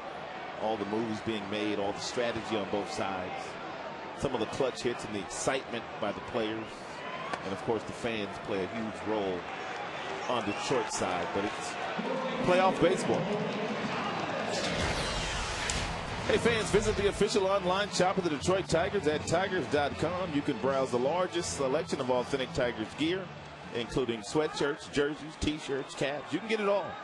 Get your Tigers gear straight from the source at the tigers.com shop. It's almost October anyway, isn't it? A couple hours. Oh, you're right. Tomorrow's October 1st. Clete Thomas with the bases loaded and 2 outs. Thomas really not all that bad. You're looking at his numbers with the bases loaded. That's really good. But against lefties, 250.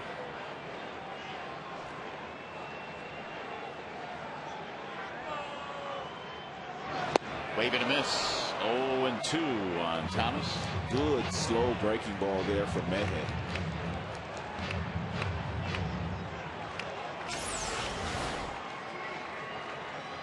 We're going to slow it down for you even a little bit more, courtesy of Lincoln Mercury. Exmo. 1-2. Clete in the month of September hitting just .205. He has a run scored tonight.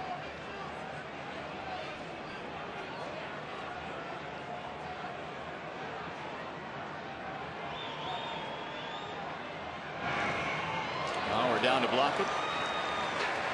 2-2. Mauer is such a good athlete.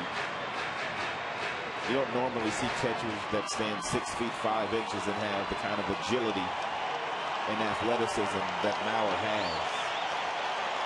Moves very graceful behind the dish.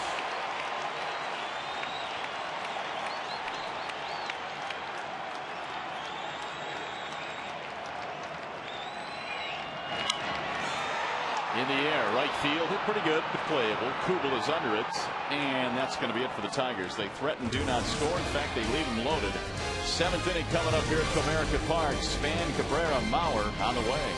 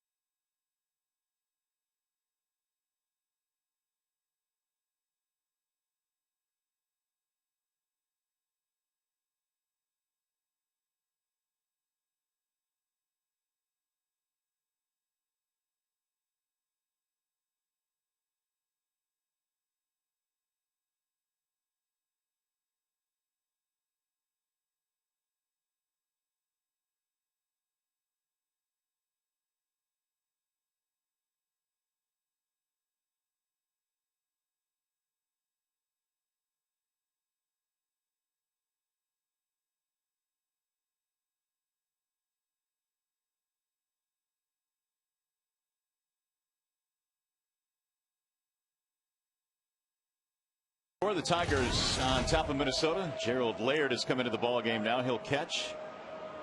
And Zach Minor now facing the top of the Minnesota lineup. So this will be a key inning here, up by 5 runs. It's Span, Cabrera, and Joe Mauer. Showing bunt. He looks at a strike, 0-1. Zach came on in the 6th inning, gave up a single and a walk, but the Twins did not score. Each ball club with 8 hits tonight. Here's the 0-1.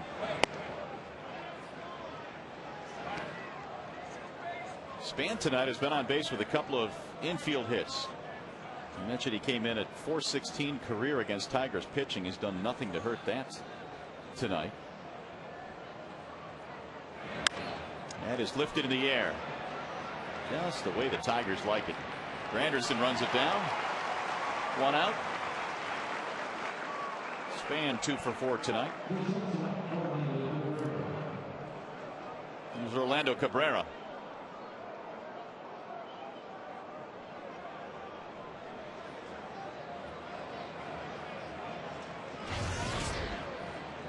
Tigers trying to win their 85th game of the year. 84 and 73 coming in. There's a strike call. Remember in 06 how many wins the Cardinals had? 82 or 83. Yeah, I didn't think it was much. Was it 83 is what they're telling us. Yeah. High fly ball, shallow center. Here comes Granderson. 2 gone. We were saying all along in this division, first team that gets to 90 would win the division, but I don't think either. Well, the Tigers aren't going to get to 90.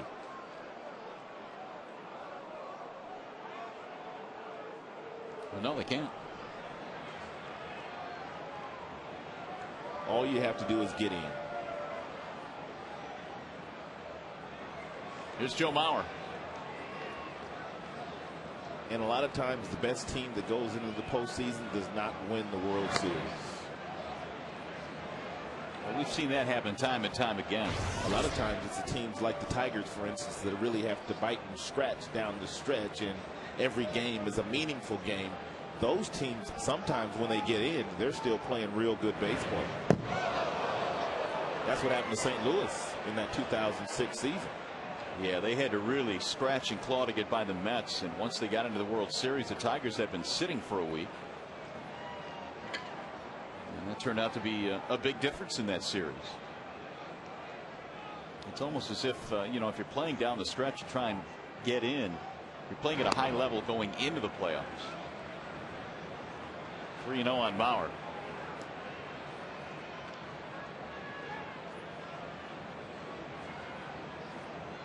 Of course, most managers would also like the opportunity to kind of set their rotations going into the playoffs and maybe clinch a little bit early, but not too early. The 3-0 is ball 4. And so Mauer is put on here with 2 outs, on for the 2nd time tonight. He's going to bring up Kubel. Good numbers against Zach Minor, 4 for 9 lifetime.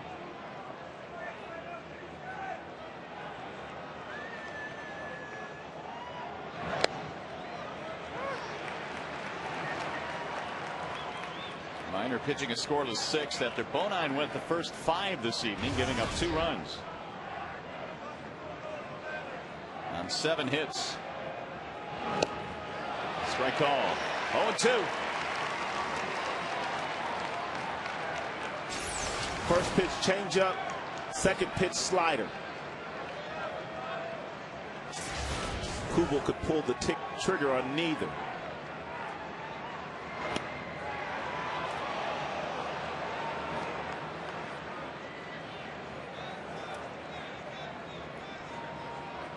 Kubel 5 hits in the series.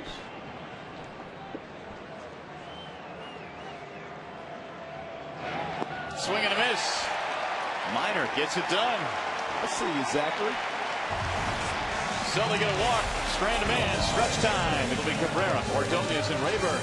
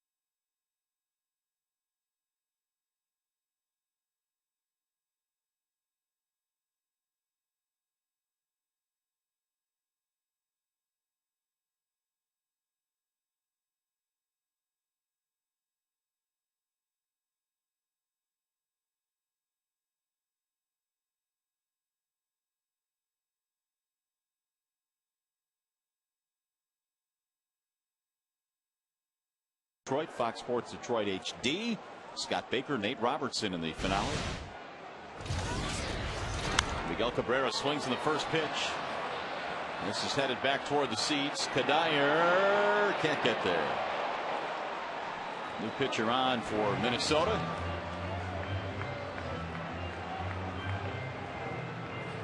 John Roush. The big fella.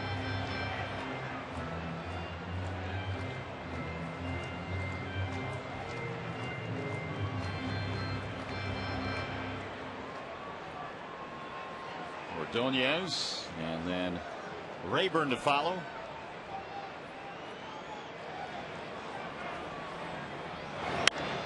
Driven to gap in left center field, and it is down, a base hit. Second hit of the game for Cabrera. Delman Young was not going to catch that ball, but he lost it in the lights. You could tell after he started to run in the direction where the ball was going to come down at. He started to brace because he didn't know whether he's going to get hit or not. Look at him. He don't even see the ball.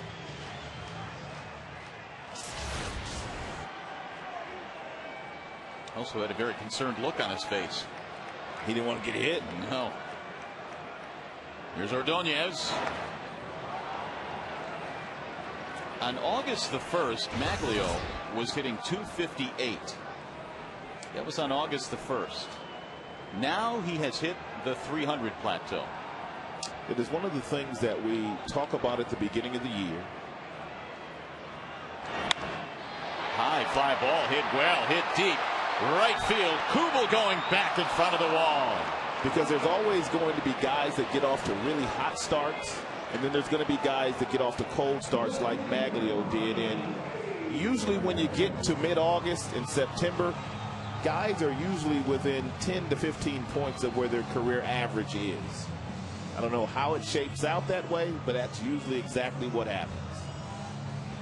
Well, that's a big time climb from .258 on August 1st, the final 2 months of the season, to get to 300. Here's Ryan Rayburn. First at bat after taking over defensively in this game. Tigers have 9 hits and the Twins have 8.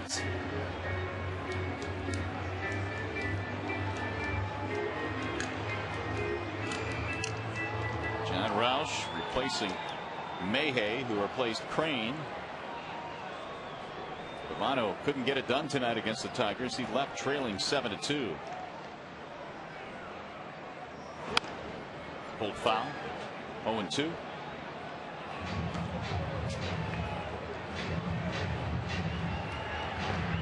Liriano's starting to warm up in their bullpen.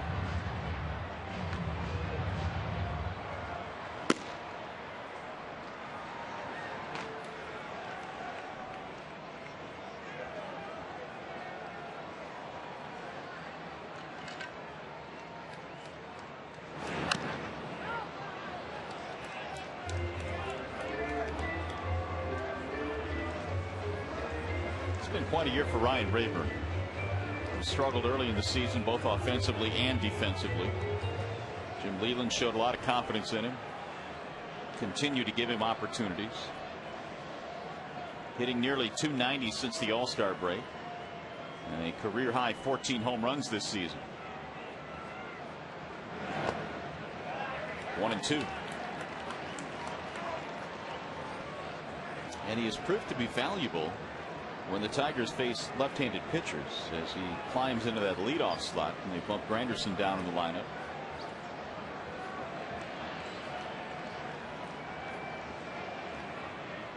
Now the 1-2. Swing and a miss. Roush gets him for the second out.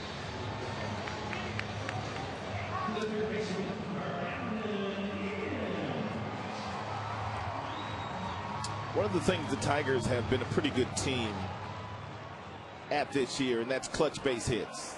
38% of their runs have come after 2 were out. And that's a telltale sign of a manager that just does not allow you to quit. 2 outs, you still go hard, you grind out some at-bats, because a lot of times when 2 outs, that pitcher tends to relax a little bit out there, and that's when you can get yourself some real good pitches to hit and take advantage of some mistakes. Inge swinging through a fastball 0-2. Well, the Tigers got a 3-run double with 2 outs in the 5th inning tonight from Maglio Ordonez, and that broke it open a bit. Giving the Tigers some breathing room. Fouled away.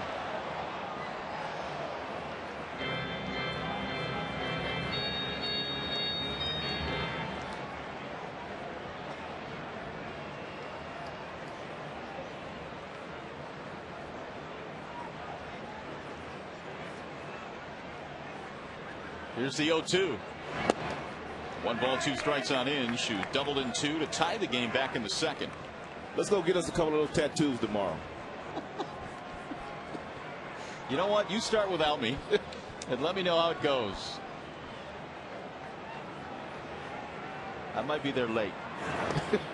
But will you come, though? I might be there late. 2-2.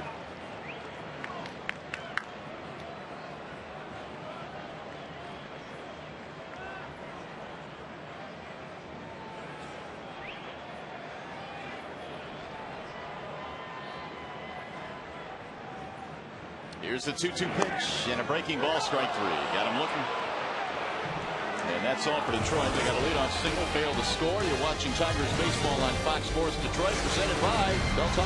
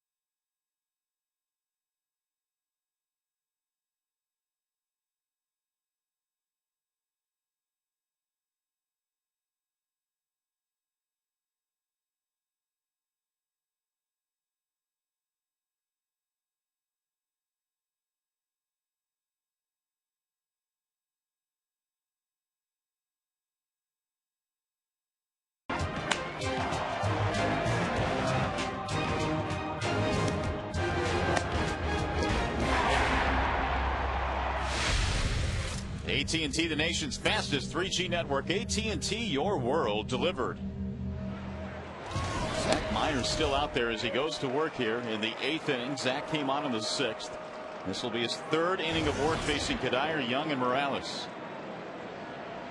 7-2. Tigers lead by 5. 1 ball and 1 strike on Kadire. He's 1 for 2. Brandon Lyon warming up along with Bobby C.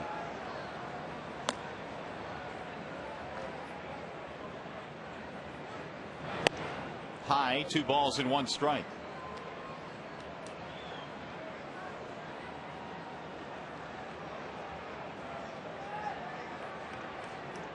Kadire has not had a whole lot of success against Zach. Just a couple of hits. Rolls that one foul. 2-2. Hard sinker, and there by Minor at 93. And it's not so much the velocity, but it's the late life. It's the movement that runs down and in. on the hands of the right-handed batter that makes that such an effective pitch.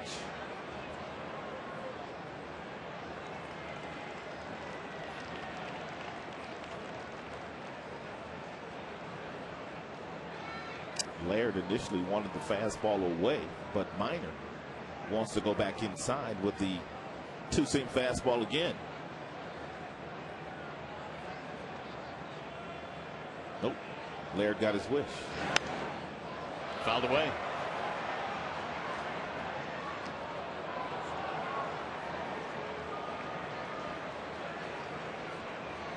We talk about Kadire playing first base these days.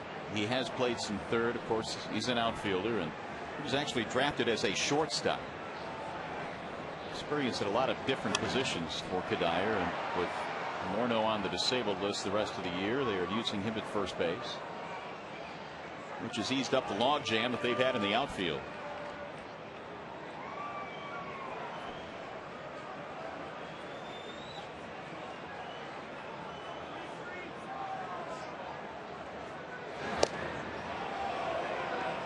He didn't go. Angel Hernandez said he held up 3-2.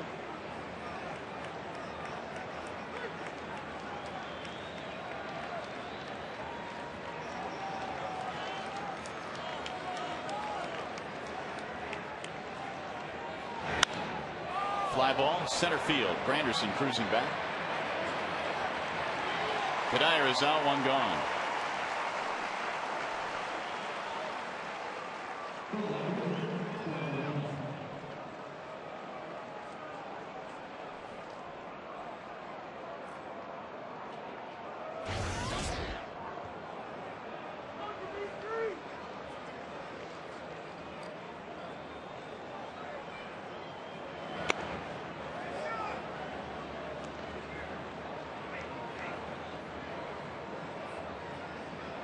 Delman Young, an RBI single, 1 for 3.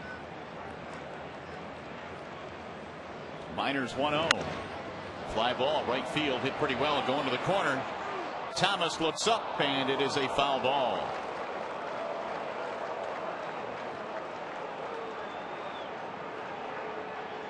We talked about that log jam that they have had in their outfield all year. It's going to be something that they will address in the offseason. Ron Gardenhire said 2 of the spots next year will be taken by Kadire and Span. So depending on what they do, whether there's any deals to be made, he's going to have to find some consistent playing time for Gomez and Young. There's a base hit. And Kubel. Young is 2 for 4. Ron Gardenhire also said it wouldn't be that difficult to do, but he said all 3 deserve to play every day. They're all still very young, talking about the youngster Gomez and Delman Young. And of course Kadire, the veteran, under contract and driving in boatloads of runs, as is Kubel. Jose Morales steps in. I guess it's a pleasant problem to have. A lot of depth, that's for sure. Gardenhire picked up his 700th win last week, and the only other Twins manager to record that many wins, of course, is Tom Kelly, who won 1,140 games in his career as skipper of the Twins. He's rolled foul. Gardenhire was on Tom Kelly's staff as the third base coach before taking over the Minnesota Twins in 2002.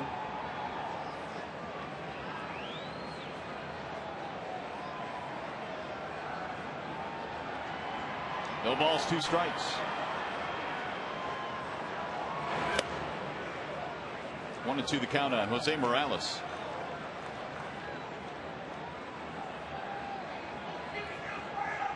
(7-2) Detroit. They had a 4-2 lead early and then added 3 more in the 5th. Twins got their 2 runs in the very first inning. They have been kept off the board since. 2-2.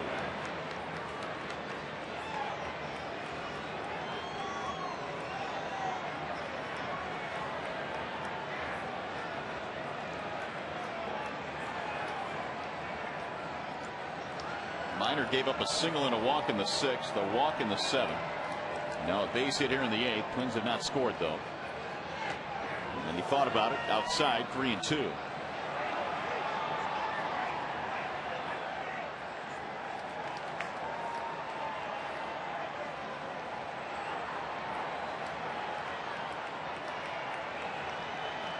Rick Knapp on the telephone. Tiger bullpen is working. 3-2 pitch is ball 4. He just missed. So 2 men on now with 1 out. Minor's walked his 3rd, and here comes Jim Leland, signaling quickly of the bullpen. So Brandon Lyon will come walking in. With the Tigers up 7-2, Leland goes to the bullpen. Will step aside. Pitching change at Comerica.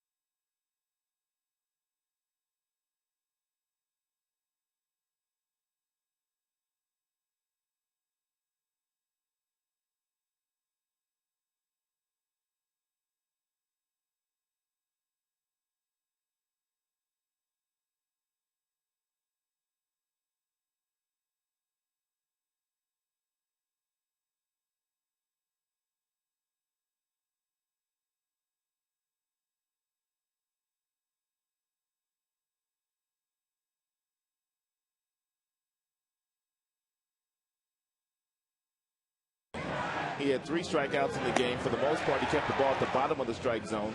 But he didn't against Cabrera, knowing that Cabrera loves the high fastball. He got it up high enough to strike him out. And our high-speed pitch, courtesy of Comcast, Eddie touched 90 miles an hour and went as low as 76 with his changeup. And the rest of his numbers aren't bad either. So Bonine started this one. Minor gave the Tigers 2 1/3, and here comes Brandon Lyon.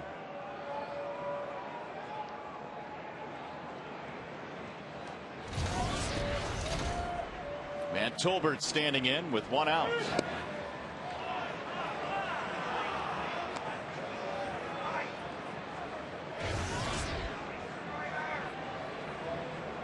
Tolbert had an infield single, was caught trying to steal. Avila threw him out back in the 2nd.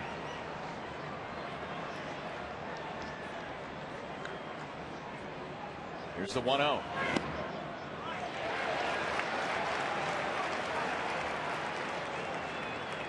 Each team with 9 hits. Tigers have made much better use of theirs, though. They have 7 runs. Lyon has limited opponents to just a 143 average with men in scoring position since late May. The 1-1 pitch. He went around 1-2. And that's pretty much the pitch that's allowed him to rack up some outstanding numbers. That cut fastball. He cuts it to the left-handers, cuts it away from the right-handers, and he's got that real slow lollipop breaking ball that he has the uncanny ability to throw for a strike when he wants to. Swing and a miss, and down goes Tolbert. 2 gone. Brandon strikes out the first guy he sees. There's that slow lollipop breaking ball. Even slower in Exmo.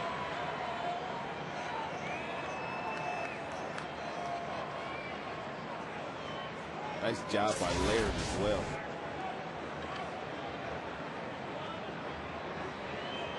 With 2 outs, here's Punto.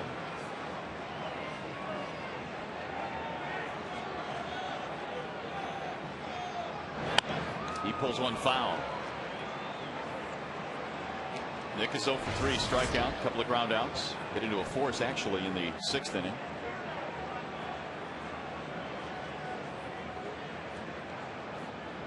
Twins scored early in this one, getting 2 against Bonine in the 1st, and then after that the Tigers pitching staff has done a job.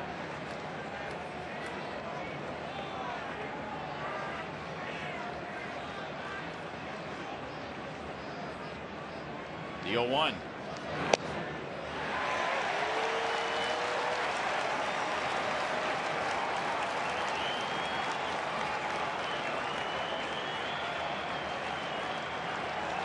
Tigers in their part of the 8th. They have Laird, Santiago, and Granderson. You see C and Rodney heating up.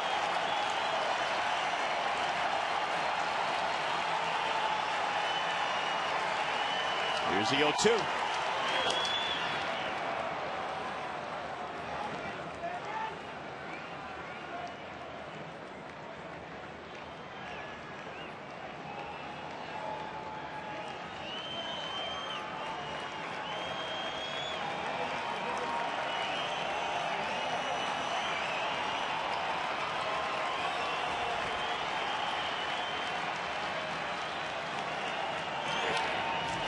So just barely staying alive.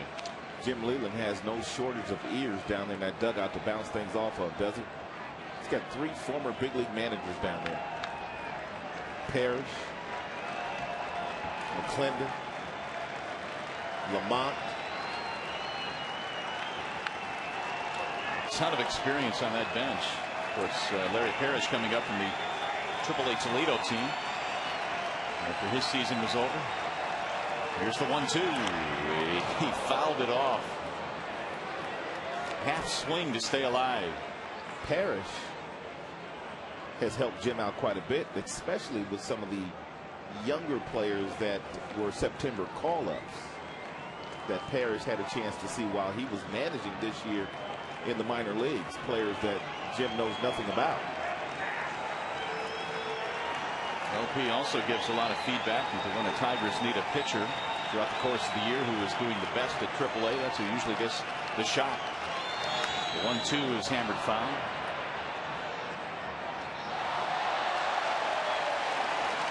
One and 2 on Nick Punto. Row 1 got a foul ball. They've been to the same shot too. Draped in Tigers gear.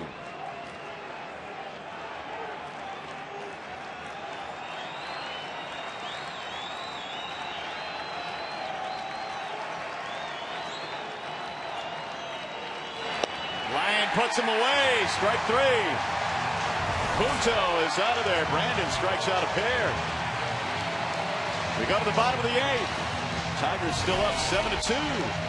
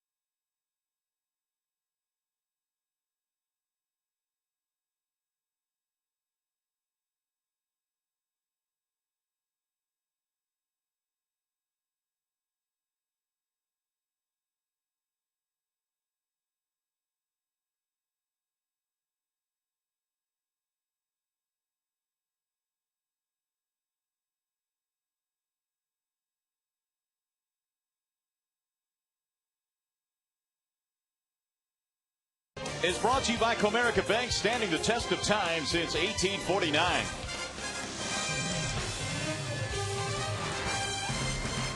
On our way to the bottom of the 8th inning, Tigers lead this one 7-2 tonight as Liriano checks in now. The big left-hander will pitch for the Minnesota Twins. Hard throwing left-hander with a real nice slider. Also a good changeup. It's not been a good year for Liriano. 5-13 with an earned run average north of 5. His stuff is much better than that. That's for sure. Well, when he came up, it was looking like he was right at the beginnings of a tremendous career, and then the elbow problems happened. The 1-1. 2 balls, 1 strike on Laird. First at bat for Gerald tonight. He'll be followed by Santiago and Granderson. Francisco Liriano follows John Roush, who threw 1 inning. A Tiger win tonight, and the magic number goes down to 2 with a chance to clinch it tomorrow. 3-1. Weather's going to be great tomorrow. Day game.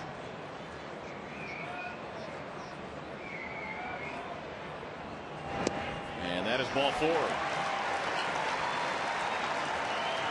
Leadoff man is on.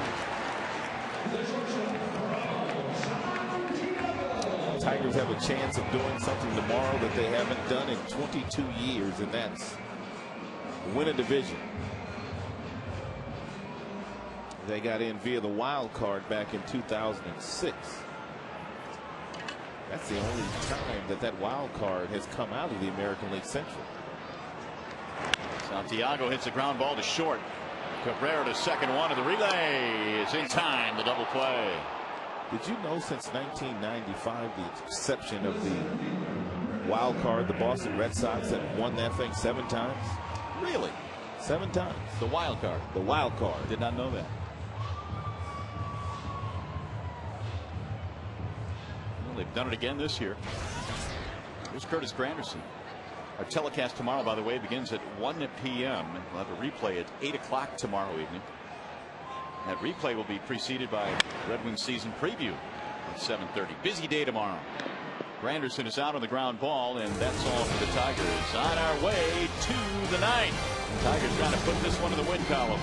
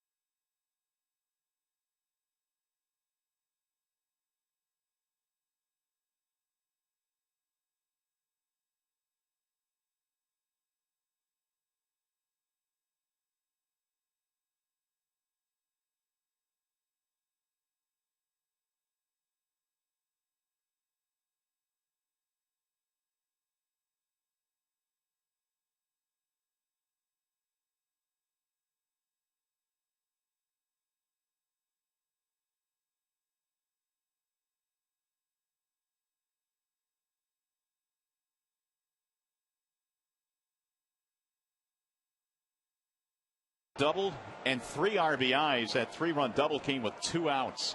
Eddie Bonine, nice job tonight, and Brandon Inge a couple of RBIs, which ties his career high 83 this season. And the Tigers are 3 outs away from chopping the magic number down to 2. Nice crowd here tonight of better than 34,000 fans. Fernando Rodney is on now to pitch the 9th inning with a 5-run lead.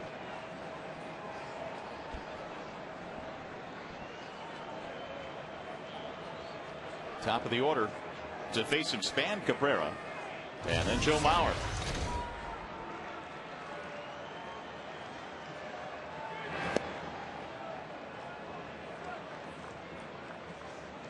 Denard Span has 2 infield singles in this game.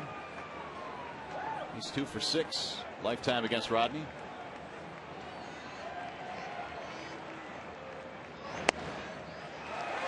A lot of movement on that pitch. In for a strike, 1-1.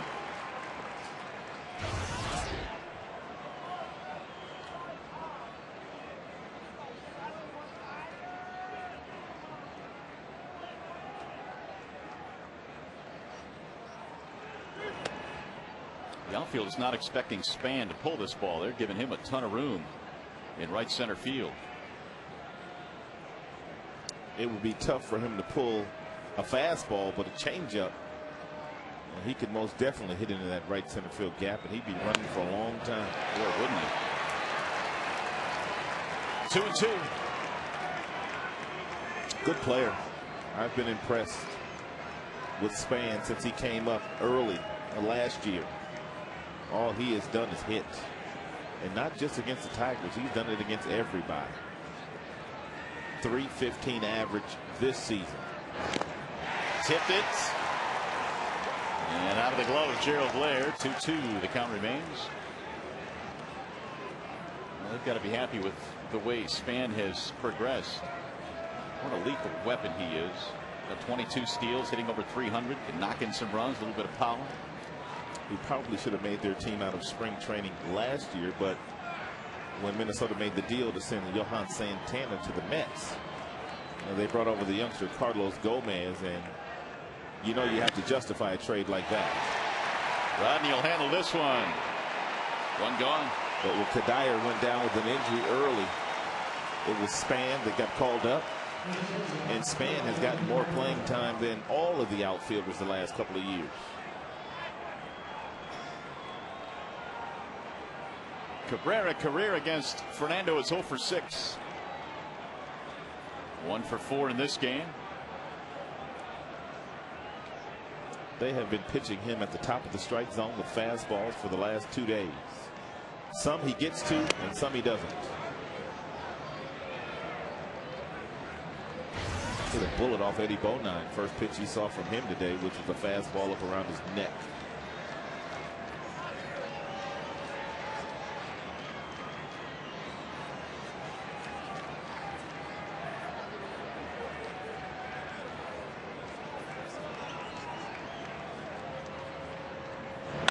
Bouncing ball to first.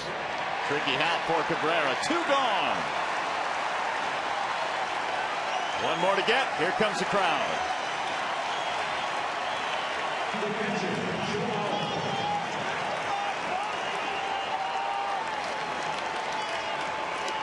And now it's Joe Mauer. And tonight is 1 for 3 with a walk. He has homered against Rodney in his career, but he's 2 for 10.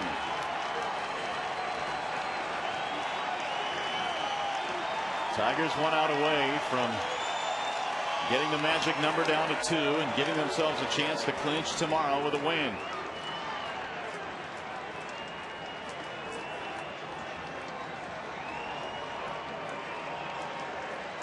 Their lead in the Central would be 3 with a victory tonight. Ball low, 2-0. 3-game lead with 4 to go. Puts in pretty good shape. Yes, it does.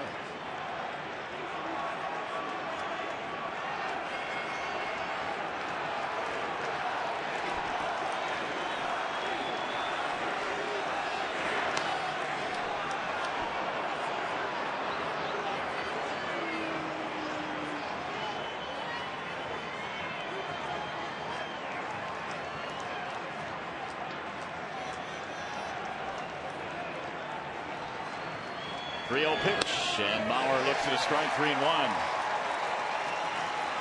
The difference in this game, the Tigers, after falling behind 2-0 in the first, scored 4 in the second. They haven't looked back.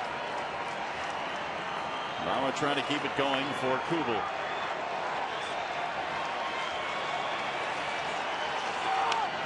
Bouncing ball to the right side should do it. Magic number is 2.